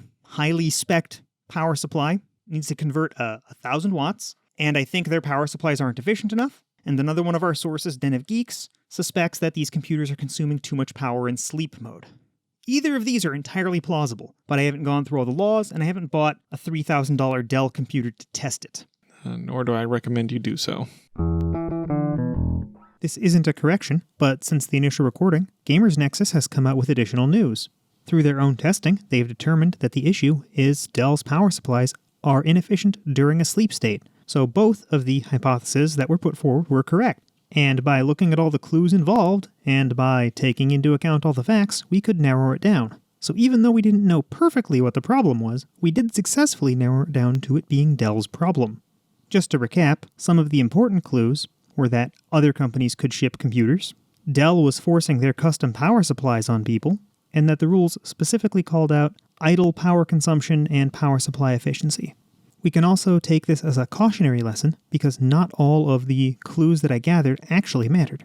These rules only affect businesses doing more than $2 million in revenue per year. So one of the sources I checked, ABK Customs, doesn't ship $2 million a year, I don't think. So again, let's try to help out a small business. If you're going to get a new computer, consider getting one from them. Give them code evidence for a 10% discount. I have included a link to the Gamers Nexus video with this extra information about the regulations. I also think it serves as a good example of showing that experts were definitely included, and they go into more detail about the regulations, and show the industry standards, including the power efficiency standards referred to as 80+. If you're at all interested in this kind of thing, it's definitely worth a watch, and they have more examples of spin and major news outlets reporting wildly untrue things. These don't appear to be malicious, it just appears to be exemplary of how difficult nuance is to convey. No, Dell's going through class action lawsuits right now about screwing people over. They're in all kinds of scandals for lying about warranties. If you check out any of the tech reviewers, you can see the kinds of scams Dell is perpetrating. Don't buy a Dell. It's problematic. Taking that into account, right? If everybody else can sell in California, but Dell can't, and Dell's the only one selling warranties you explicitly said you didn't want, or charging you for things you explicitly said you didn't want, or just lying and giving you the wrong thing, as their class action lawsuit states. I guess allegedly just selling you the wrong thing, as their class action lawsuit states. And everybody else has no problem selling it. This isn't an energy regulation problem. The rest of the industry has adapted. They've figured it out, particularly because they had 5 years to figure it out. They had 5 years to sell all of their old backstock and buy the new efficient stuff and figure it out. Well, we can see that this one story where someone in a few years could say, of course, climate change regulation impairs business, so we can't afford it. Look at Dell. Dell wasn't able to sell computers. This story will easily get magnified to all Dell computers, even though you clarified it's only specific gaming computers, the Alienware brand. And not even all of them, it's just some of the Alienware brand. Yep. It's not all computers across the industry. It's not even all gaming computers across the industry, right? I spec'd out computers with the same specifications, the same CPUs, the same graphics cards, expensive high-end stuff, parts that'll easily consume 500, 600, 700 watts of power. But only the Dells can't ship. And then the right-wing people are saying, hey, it's California's fault. This is Dell's fault.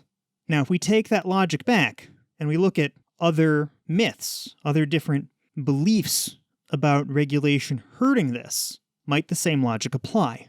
We can't get to the root of all of these different myths and beliefs because some of them are just lost to time. But simple things like cap and trade.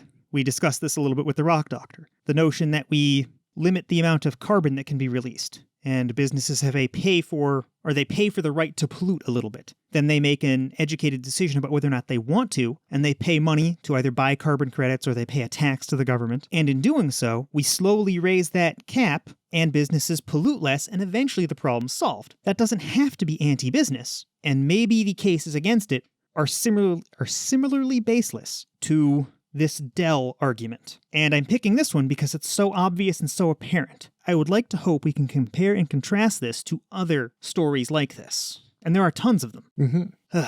Okay. Just to go over my sources one more time. I have the YouTube video that I linked, Dell not shipping, FPS review, and Reuters. The places talking about the rules, nrdc.org, etechnics.com, and denofgeek.com.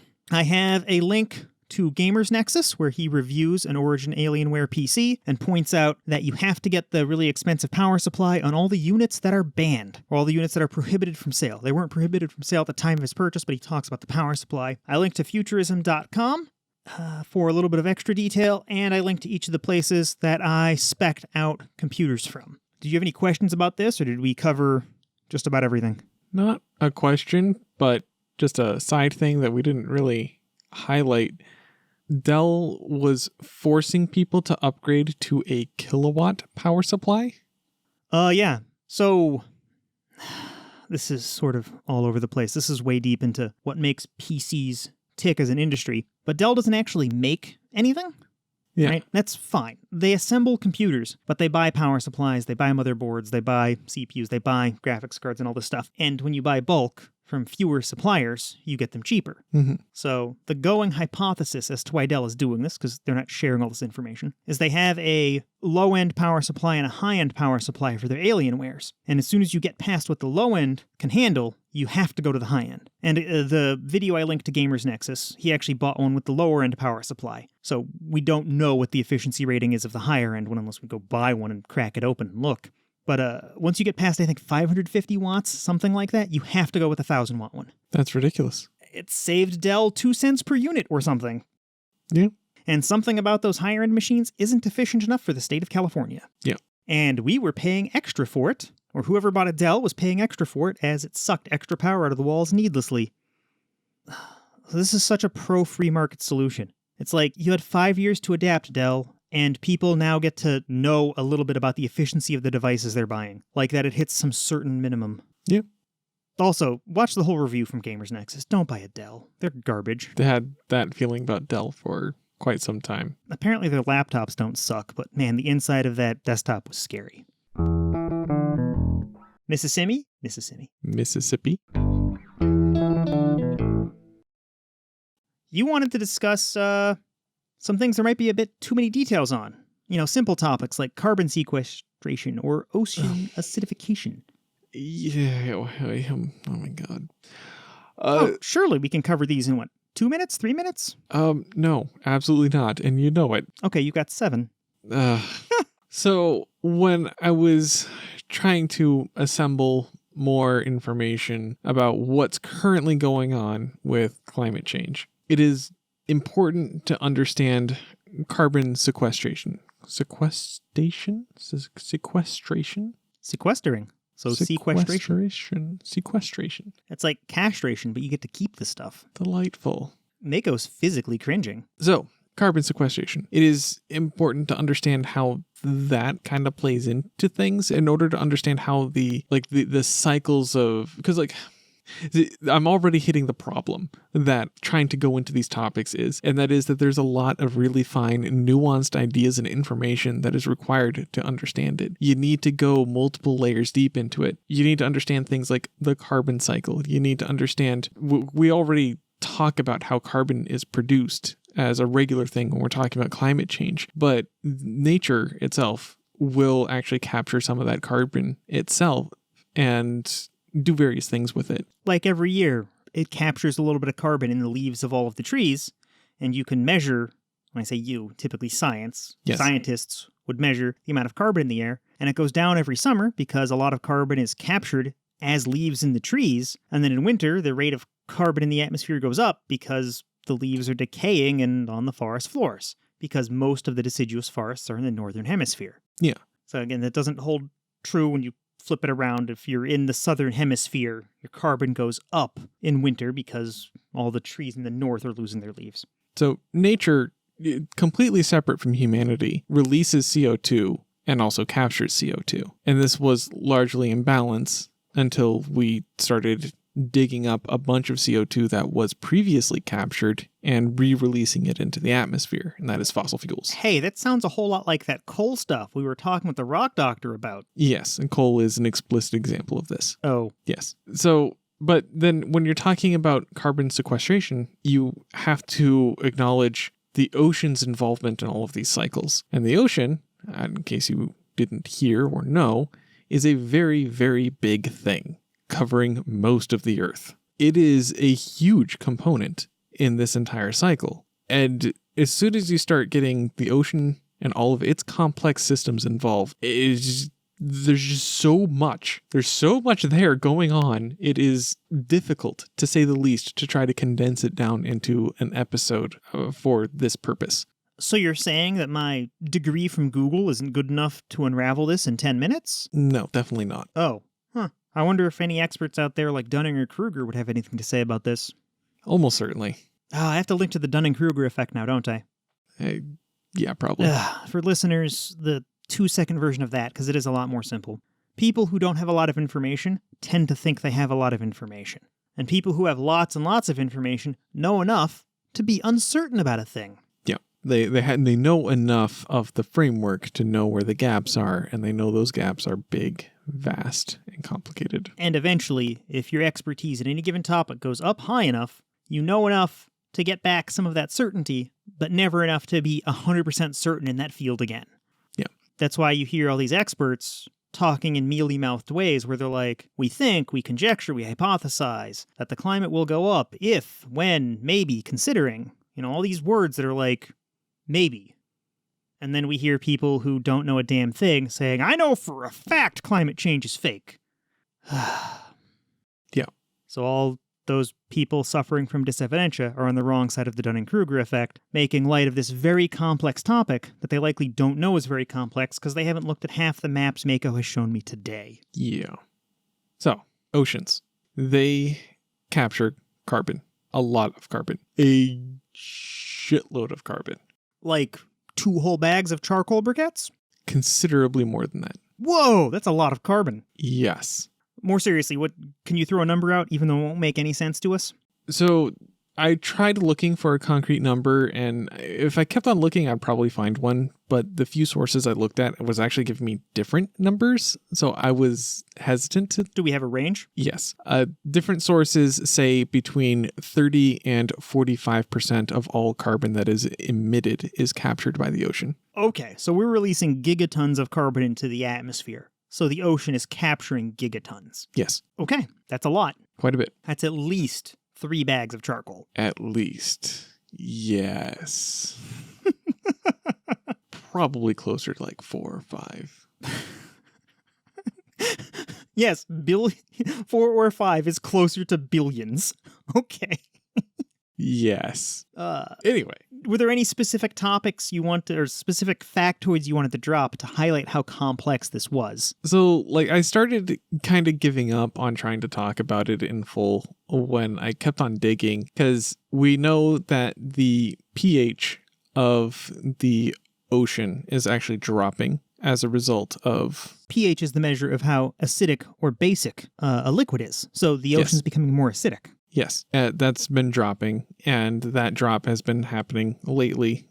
When I say lately, I mean like last few decades, coinciding with a lot of our other climate change data. And it's already doing kind of a little bit of damage, but we're more concerned long term. And I started looking up, okay, well, what all marine life is going to be impacted by this? How's that going to impact other ecosystems? Because one thing that really, really likes this acidification and the abundance of all the carbon in the water is seaweed. Seaweed loves it. So that's kind of neat, but... that doesn't make up for all the creatures that'll have thinner shells, all the things that live in environments that don't support seaweed, that are going to get overrun by seaweed. Not just thinner shells. In some cases, some species, their shells are just completely gone.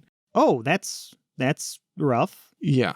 And it's just going to get more acidic going forward. At least that's the projection. And if that's going to apply to more and more species as it does. Not only that, but the destruction of coral reefs is also likely to happen. Yep. It's always the coral that's the victim. Yeah. We know that stuff, but I was trying to get more details and like get more relatable specific examples, like the ski resort example, and just trying to shore up numbers, because like again the sources couldn't agree if it was like 30 or 45, and it became this huge rabbit hole where I'm like trying to connect all these dots. Connecting lots of dots. That does speak to the complexity here. Yeah. There's no way we're going to do it justice in our hour or 2 long podcast. It just can't be done, right?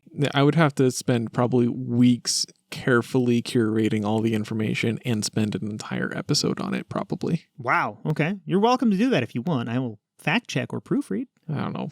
Probably not. Okay. But I think looking at the timeline of climate change will help highlight how a lot of these uncertainties, when scientists speak, are exaggerated, and how the certain parts we understand are obfuscated. Mm-hmm. In the late 70s, scientists put out some not great papers about a long-term cooling trend. Okay, and to the best of my knowledge, we sort of stuck with that notion in through the 80s. And some of these trends exist, but on like centuries-long scales. Okay, so it's not like the sun and its 11-year cycle. It's not like a single volcanic release that's going to cause the Earth to cool. No, it's the notion that something is changing. Maybe in 1,000 years, in some huge long amount of time, we expect to be in another ice age-like thing if humans don't change something. So papers like that came out, and largely they seemed to be true-ish or reasonable, or the best of our knowledge at the time at least. But then other scientists, caring about more day-to-day things, were like, hey, look, CO2 is increasing right now. We're putting more methane in the atmosphere. That's capturing heat too. All these things are capturing heat and heating up the planet now. So before those long-term things matter, we're going to melt away all the ice, and it's going to get really hot in here.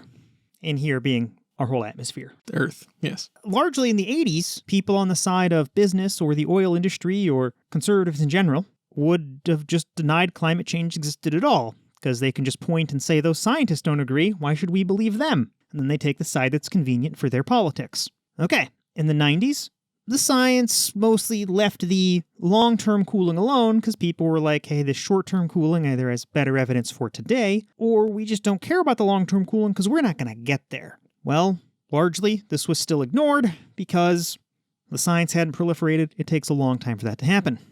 But at least some people were coming around to, yeah, maybe this is real. In the 2000s, we largely got to the point where even pretty staunch conservatives were like, yeah, climate change is real, but it's not man-made. Okay, the scientists keep beating drums. They have a big survey where they say 97% of them agree that it is real, it is man-made. And in the 20-teens, the past 10 years or so, conservatives have largely said climate change is real, but not a problem.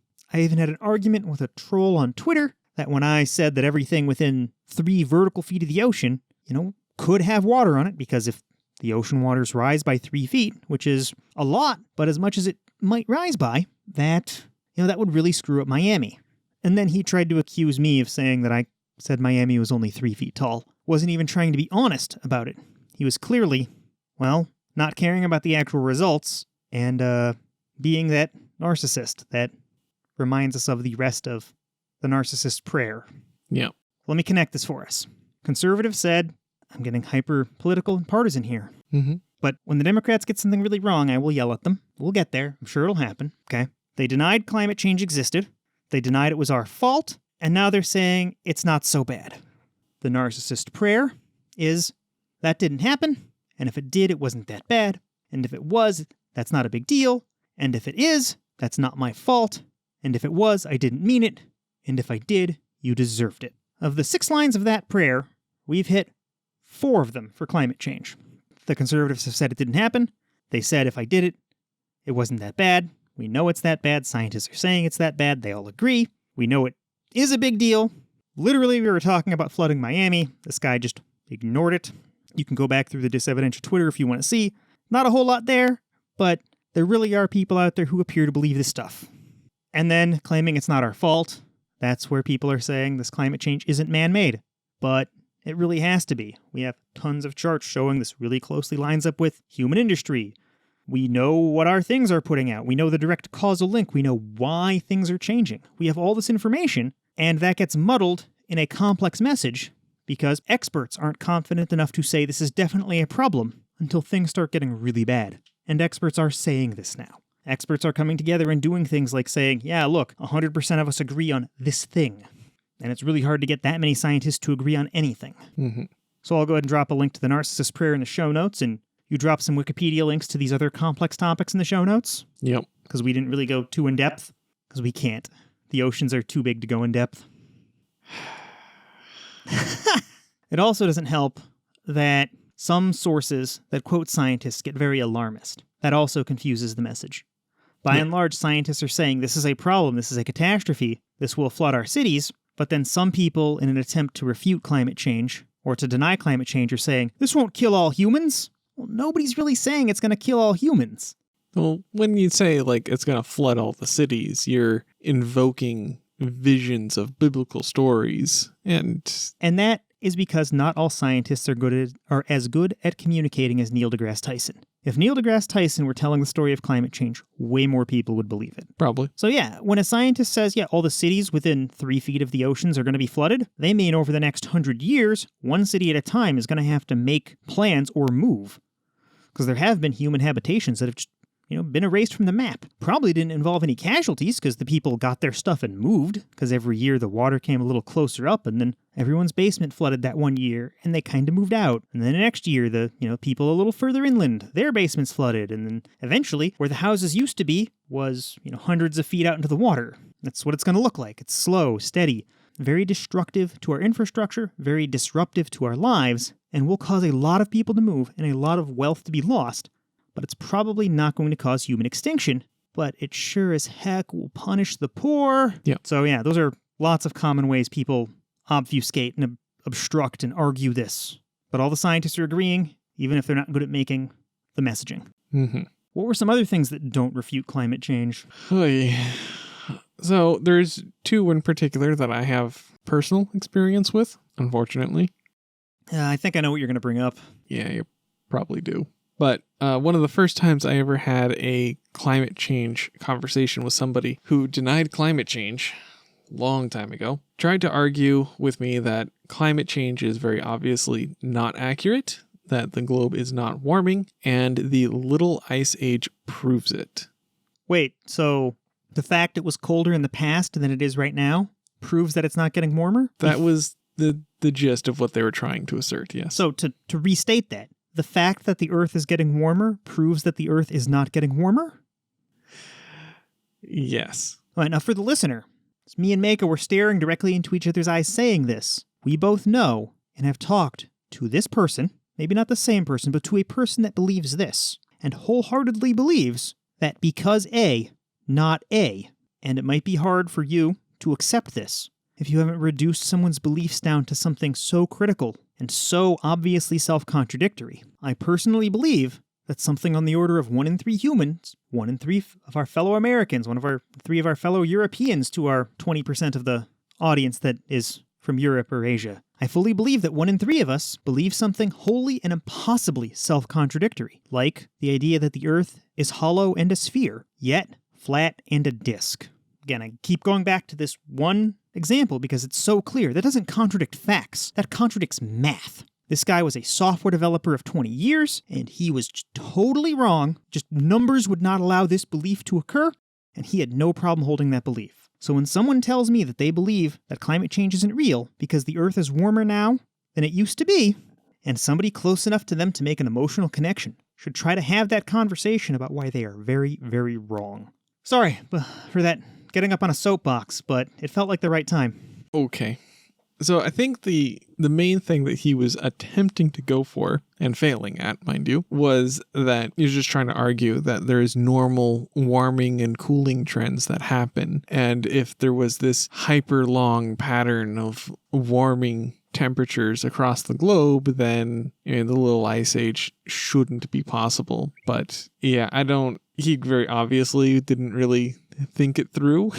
Yep, so many of these things are because people don't think it all the way through. Yeah. For context, for the listeners, the Little Ice Age, it refers to a cooling period that we only have some fuzzy numbers on when it started and ended, but the consensus is that it started around 1300 and ended sometime around 1850, and the global average temperatures dropped about half a degree within this period. So it was only a little ice age, not a big ice age. Yeah, it's just a little. But, that's a global average.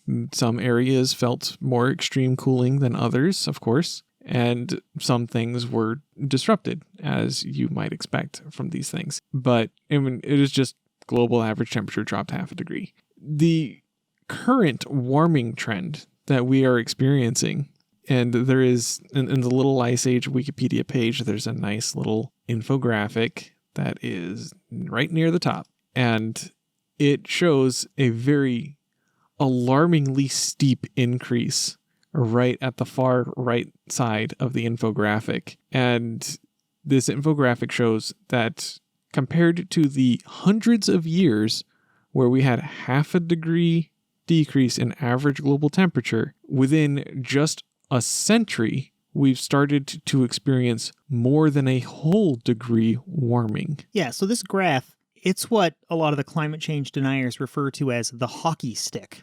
And they try to accuse, they have all sorts of weird ideas about this graph. They say that the international community of scientists, and they'll pick whichever group they want to discredit. They'll say that, we found some leaked emails that show them fabricating the hockey stick, and they just treat it derogatorily. So if you hear anyone saying, we debunked the hockey stick, this is what they're talking about, because when you lay the graph down, it looks kind of like a hockey stick. Yeah, a little bit. I can see it. It's a big flat line for most of history, especially if you get prehistory from things like ice cores or sediment cores that we pull up. There are ways to infer temperature from that, and largely they'll all say what the global average temperature was, and it's slowly adjusted up and down within ranges that are very tiny, and then for the modern era, it skyrockets.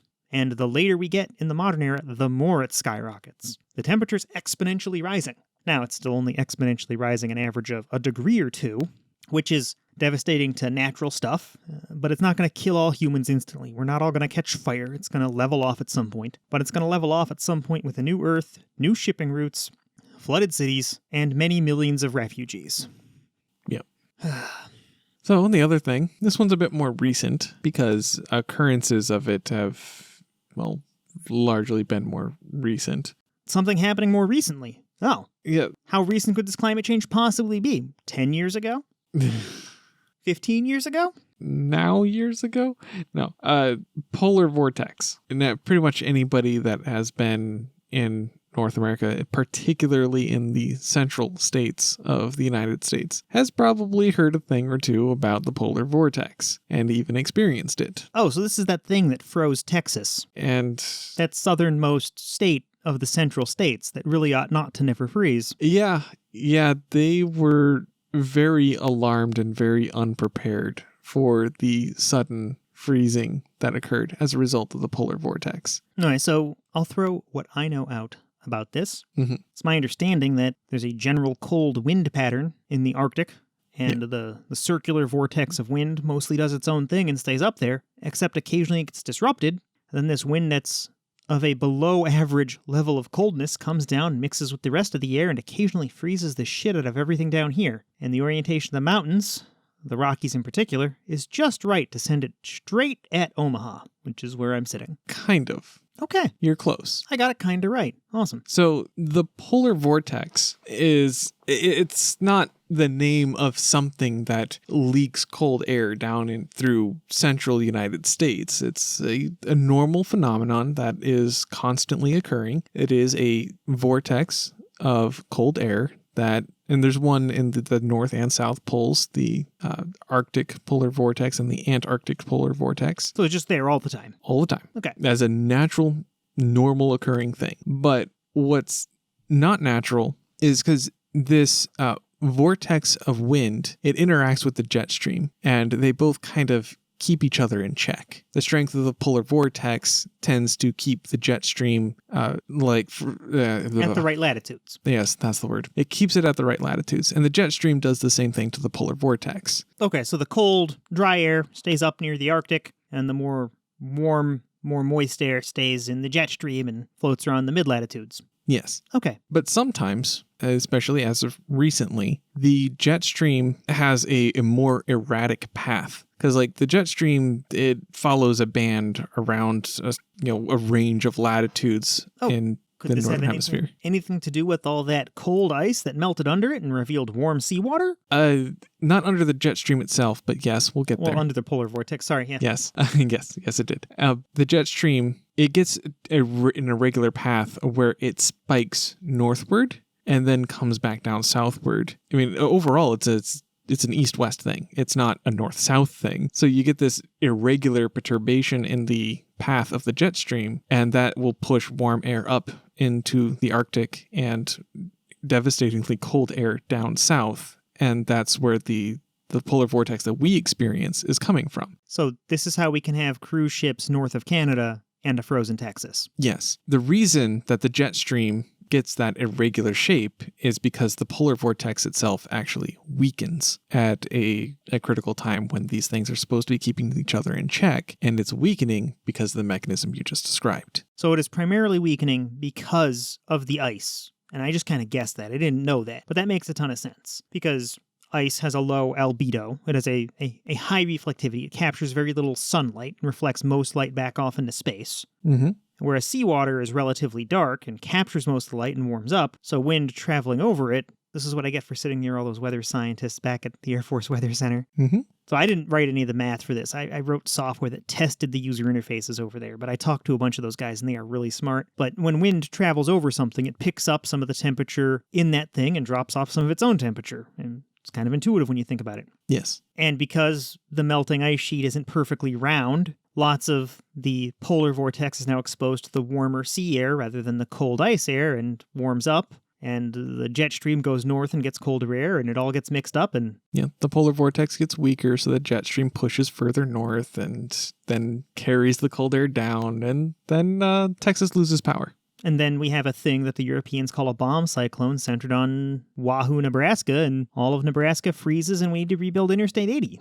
Okay. Yep, that's pretty much it. Yep, that makes perfect sense. The thing that some people are trying to argue proves that global warming isn't actually happening because, oh, it's cold. Well, actually, that's happening because these are vast, complex systems.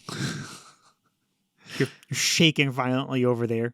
You're turning red. You're just so angry at these people denying these basic things. Well, I wouldn't describe them as basic, but like... Oh, you're right. Basic's the wrong word. But this notion that we should trust experts who've spent like years studying and understanding and analyzing. And it's like, but I'm holding a snowball, so global warming's not real. Yeah. These are... God, I have to include a video from that one senator or congressman who brought a snowball into the fucking Congress. Mm-hmm. Like, there's no climate change. Look, I got a snowball from outside. I'm an idiot. Yeah, and she doesn't prove anything. Yeah, and that's why a lot of people prefer the term climate change over global warming, because it at least somewhat addresses the fact that these are very complicated systems, and they're going to have knockdown effects on other things and produce results that you would not readily expect. Like, yes, sometimes the globe getting warmer means parts of the globe get colder. It shouldn't be that difficult to understand that this stuff is complex. And when you have millions and millions of square miles of a thing, it's not all going to behave homogeneously. It's not all going to change the same. Yep. Okay. So some other things that we might hear from climate change deniers. One I hear a lot is the sun's cycle. There's always claims that, oh, the sun is currently in a local maximum or something. Yeah, it does have a cycle. It does have a maximum and a minimum. Yeah, it's only an 11-year cycle, though, and we've got data going back more than 11 years. Yeah. So those excuses are bad excuses, not based in reality. Yeah, this circumstance is accurate, but its connection to climate change is nonsensical. Yeah, and NASA's page on this, and if you don't think NASA's right on this, then you are not thinking clearly. You do not know more than NASA. NASA is not some evil conspiracy. If you don't trust NASA on the sun, you have some problems. Mm-hmm. If you want to discredit them, produce evidence, and then other people will believe you. Don't just assert this stuff. Please don't. I've had that argument a ton with people recently, too. Flat earthers. Had a big, long argument about flat Earth with somebody saying they wouldn't trust any picture from NASA because NASA doctored them. Citing no evidence, of course. Anyway, NASA's got this great page. I went through and read most of it. There's tons of details, and they link to other things inside NASA and cite some external sources. It's really good. The other thing I brought up, again, I'm citing NASA, is about scientists disagreeing. People love to claim that scientists disagree, there's no consensus on this. The only time anyone ever does this is when there is a consensus, right? Give me one example where scientists strongly disagreed about a thing and a denier even existed, right? It doesn't happen, right? It's when society is trying to move on and society has agreed on a thing based on the evidence usually, and somebody who wants their side heard says, no, teach the debate, teach the argument. That's how people are trying to get creationism taught in schools. They don't say, look at my facts. They say, nuh-uh, teach both sides because the argument is important. Because they know their side has no basis in fact, so they appeal to anything else. Well, I think it might be a bit of a stretch to say they know there's no basis in fact, but... I'll phrase that. Any argument they've ever put forward, based in fact, hasn't worked for them, because everyone else around them knows it's not based in fact. There you go. Okay, so I cite NASA here. The title of it, Do Scientists Agree on Climate Change? Yes, comma, rest of sentence. NASA in turn cites 8 sources, and then has more reading. They have at least 3 other links on their own page to other documents inside NASA that direct climate page isn't super interesting because it just says everyone agrees and then like a little paragraph on it. But there's tons of things on climate change, how climate impacts things, how climate impacts when they can launch ships. 8 different well-written, sourced things that are great. And then I have a Wikipedia link to the surveys of scientists' views on climate change. Every year it gets higher and higher, and in 2019, that survey said 100% of scientists agree on this. So yeah, that's pretty direct. Yep. I encourage people to take a look at both. Even just a quick glance at the Wikipedia page is like, oh, well, if people are going to be lying about this, I don't even know where to go with that thought. It's just any argument saying scientists don't agree is a total non-starter based on evidence. Yep. And I have no clue how to rebut this one, short of like dropping all of the temperature data we've ever put out there. But I've had people try to tell me that the temperature data isn't real, or the IPCC, the International Panel on Climate Change, that group, that all their numbers are false and fake. Just people generally appealing to conspiracy and saying, oh, you can't trust them, they're lying with all the numbers. No, they don't produce anything to suggest why or how they're lying about the numbers, and ignoring that all the independent institutions that have collected data largely agree. Yeah, we have so many lines of corroborating evidence, and the various sources we've cited this show will confirm it. We have schools. Actually, I will. I'll go back and find the climate record from, I think, the University of Berlin. They have temperature readings going back to 1701, where they just pull out a thermometer and take a temperature reading every day. That's kind of amazing. And It agrees. Then the people who dig stuff out of the ground and measure various ways to get the temperature from that, their numbers agree. And then just everybody doing this a different way, they all agree because that's what's happening. So just in order even for there to be a rigging of this, there has to be a rigging of every thermometer? It has to be a conspiracy so large. Yeah, it's a conspiracy theory. Just ignore it and move on. Yep. If you know someone believing that, step 1, make an emotional connection with them. Find common ground. So it'll be step 2, find common ground. And then slowly work in with real evidence and get them to do things like trusting experts. This is why we have to have many of these conversations. There's no way you can just link them to our podcast and expect them to believe it. They'll just reject us. Of course, we'll be liberal shills for the climate change scientists. That's what they'll think. Yep, or that we're manipulated or George Soros is paying us. Ugh. Where's my check? Thanks for the new gaming PC, Soros. I didn't get it because I ordered a Dell. Damn.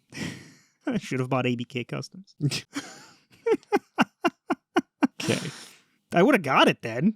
Yes. All right, back to being serious. Yep. There's only so many things that we can touch on when climate change deniers will say something. It is trivially easy to make an excuse for why the oil industry has been correct the past 40 years and why scientists have been wrong. So we need just other information. Do you have any other suggestions for what people might do or read or view or watch? While I was doing my research with other topics and trying to find things that discussed just narrow facets of climate change, I included climate change in my search criteria to try to hopefully narrow things down, but a few things popped up in the searches, and I did find a couple of websites from government agencies that do have some good overview information about the effects of climate change. There is one from NASA. That's at climate.nasa.gov/effects, which, pretty self-explanatory URL. And that's a decent website for that kind of information. But I also found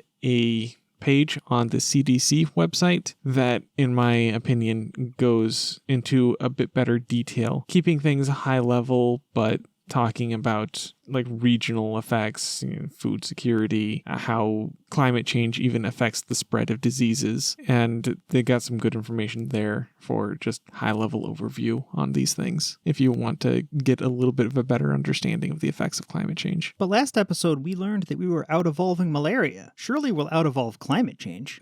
One specific population out-evolved malaria. And maybe one specific population will out-evolve climate change, but, for the rest of us... I like you just presume it won't be you and me out-evolving climate change. Yeah, probably not, but, one can hope. It's sort of how evolution works. The vast majority of things die. The rest got lucky and live on. They're slightly better. They were born slightly better. Yep. So we will freeze or burn, and not being immune to fire or ice. Maybe, actually, I'm pretty fat. I'm probably immune to ice. I'm feeling pretty good about this going, deeper into the polar vortex thing. That would work out for me, I think. Okay, good luck. When the last bit of polar wind came down, I was just shoveling, man. I don't even have a snowblower. I was shoveling the whole time. Yeah, I was shoveling too, because we don't have a snowblower. Thank you. I appreciate the help. I guess that's all we have, isn't it? Yeah, that's pretty much it. Well, thanks for listening, everybody. Thanks for listening. Was that too on the nose? Oh, a little bit. I'll edit it and put some subtlety in there. Don't forget about our sponsor, ABK Customs. If you need a computer, go to abk-customs.com. That is abk-kustomz.com to speak to an expert to get the computer you need. Don't forget to give them code EVIDENCE for a 10% discount on your next computer. Thanks to all of our Patreon supporters at the Evidence Investigator level or higher, including Jared, Ducktape, Keldar, and Lazori78. Thanks for listening, and don't forget to like, subscribe, leave a review, or tell a friend. Copyright 2021 Blacktop Studios, Inc. Intro music was Slow by Pidex, used with permission. So what are the limits on weapons in America? Because you see that people get hold of some military surplus stuff and you think, it doesn't seem like there's any limits at all. Can you just buy hand grenades? Could you? In Oklahoma. Even though if it's difficult to source them, they're still technically legal. So Congress here has tried to ban certain things that look assault weapon-esque. Like I remember there was a ban on bump stocks. There's caps on magazine size. We all became experts with the international news after the Las Vegas shooting. We learned about bump stocks. Yeah. And that told me that they had limits on automatic weapons, fully automatic. Yeah. But as soon as you switch it from fully auto... I'm sorry. There's no caliber limitation on weapons, is there? Nope. Or is it just that not many people want to buy a... I can drive down to a Bass Pro Shop here in town in Omaha and pick up a 50 caliber rifle. Yeah, and he knows that because he literally saw one on the wall. And I remember, picked it up, I'm in Europe, so 50 caliber means nothing to me at all. It sounds big. That's the threshold where weapons start being construed as anti-material instead of anti-personnel because they just do way too much devastating damage if it hits a body. Okay, so right. Caliber is... Yeah, it's for shooting down things like ships and planes and stuff rather than just shooting at a person. So caliber is 1 inch. 100 caliber would be 1 inch. So moving that from freedom units so it's half an inch. over to sensible units, over to science units, that's about 12, 13, 14 millimeters the bullet is in diameter. Yeah, that's quite big. So NATO uses the 5.56 round. That's 5.56 millimeters in diameter. Yeah, so the bullets I've ever seen were like a few millimeters. Yeah, so these are gigantic. I mean, I've fired guns a very small number of times in my life, and I know nothing about guns, but I do know that Americans have access to almost everything that's been invented. As far as I could see, if you could get a railway track, you could buy a howitzer and then go looking for shells to put in it. No kidding. Here in town, there is a community of people who build and fire black powder cannons. Oh, we have those as well. Okay. The battle reenactors, that's one of those bizarre anomalies that we do actually have. I'm not sure they can have a projectile, but they can make it go bang. Yeah, we can have projectiles here. Okay. Yo. I think the most impressive thing I ever saw was someone built a ballista. You know, these things where you have a dirty, great big counterweight and a sling. That would be a trebuchet. And they loaded it up with this... It's trebuchet, maybe, yeah. They loaded it up with a rock that it took several people to lift. This was a medieval castle, and they set up a wall. And this thing flung this stone at an astonishing speed and height. And then, it knocked down the wall. So even medieval stuff is quite impressive. When I went to run an errand just yesterday, I saw a neighbor of ours when we were leaving the neighborhood. They had a human height trebuchet out in their driveway. It was powered by a band. That makes it a catapult. Was it? Yeah. It was about the size where it could hold a soda can, and it was next to a sign labeled party bus. So I think they were launching beers at each other, like cans of beer, is what I think was going on. I don't know, the assembly looked very trebuchet-like to me, not catapult, but maybe. Yeah, one does have to get one's medieval weapon terminology correct. Sorry to geek out on that. I read so many American novels, and they wax lyrical about the details of guns, and all of it is completely unfamiliar to me. But the more you read, the more you pick up. If you want to hear our stance on gun safety, I believe episode 5 of the podcast is a great place to listen to it. We tackle 9 different gun myths, and we spent a ton of time researching that one. Excellent. Good work. The TLDR is that they're not safe. Yeah, who knew, given that they were perfectly designed to kill people? I mean, we have a gun problem, but it's largely on the criminal side, which is they can't get hold of them. So I hear that guns are so scarce that they can't even obtain replicas. What they do is they rent a replica for a bank job, and there's a high rate per hour for renting a replica pistol. And I thought, this is a sign of success. It should be trumpeting the growth in the hourly rate of renting a non-dangerous weapon. But then everybody discovers knives, and knives do a good job too. We actually tackled that one as one of our myths. The amount of gun violence decrease is proportional, but not matching the amount of knife violence increase after new gun legislation clamps down on it. And we saw that across a couple countries, and I think we highlighted knife crimes in London. It was like for every 3 gun crimes prevented, there was an extra 1 knife crime, something like that. Okay, so they've actually done studies on this. Oh yeah, there's. So as I say, it's quite funny when you hear people talking about the knife death crisis in London. I mean, I live in central London, and I know it happens because I see it on the news, but it's very much a tiny subset of society, and it's gang culture in certain areas, and it's mostly drug related, as I understand it. It is a major problem. We absolutely have to take it seriously, but people don't walk around worrying that they're going to get stabbed in most normal times. It's a bit like in America, where we read about the vast scale of gun death, but most Americans don't walk around fearing that someone's going to pull a gun on them. So hang on. Maybe in a few bits of a few cities. I know it's very, very bad. It has been less than 2 months since we had a just broad daylight homicide with a gun at a mall, and this is the mall closest to my house. I live in a part of Omaha called West Omaha, and just about 2 miles from my house is a thing called West Roads Mall. There's a guy standing just in the mall. Somebody walked up to him, shot him twice, and walked out. Ugh.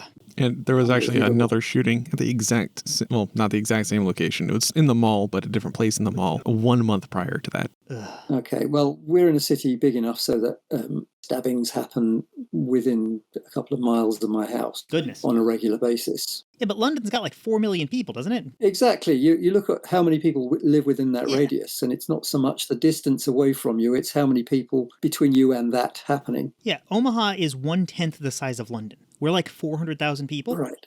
And if you then look at the whole So metro... a degree more shocking when something bad happens. Yeah. Ugh. And even if you count all of our suburbs, right? If you get everybody around Omaha, there's like 1 million people. Yeah, I believe we're knocking on the door of 10 million now, depending on how far out you draw the boundary. It feels like a normal city because it's the only one I've ever grown up in. I've been in smaller and bigger places than Omaha. Kind of gotten comfortable here. I always thought of Heathrow as a normal-sized airport, and then I went to visit Luxembourg, which has 1 runway, 1 terminal, 1 everything. And then I got to work in Oman, where a runway was a flatter bit of the desert, and occasionally aeroplanes land and burst a tyre, and then they're out of action for a week because someone has to drive a tyre in from the coast. Yeah, by most objective metrics, Heathrow is definitely in like the top 3 largest airports in the world. But it was the one I flew from most of the time I went anywhere. So I just thought, this is an airport. And that, your kid's brain says normality is what I've seen. Yeah, it's just, that's one of the weirdest places to use as a basis for comparison, because just about anywhere you go, it's going to be a downgrade. Yeah. I think it's the biggest international airport in the world, where it was. I think we've lost that a few years ago because of NIMBY purposes. We were unable to expand it. Is it back to Atlanta? And other parts of the world have. No, never mind. I think you win all the ones for internal flights, or that include internal flights. But wherever we go has to be abroad, or else you don't have enough space to take off and land again. Heathrow, from what I understand about Heathrow, they are dominantly funded by corporate interests, whereas most airports are actually controlled by municipalities, and so it leans very heavily on getting the maximum dollar for all the different fees for everything. And for that exact reason, they favor really long haul flights. Right. So they don't really do short range stuff very much. Yeah, I think it's the cost of landings and takeoffs are prohibitive for many of the short hops, because you can't charge enough on the ticket to pay the landing fees. Yeah. But we've got 4 other London airports, so there's no shortage. And they keep defining airports ever further out as London something. So we have to build high-speed train to get to the so-called London airport as it keeps expanding the radius further and further.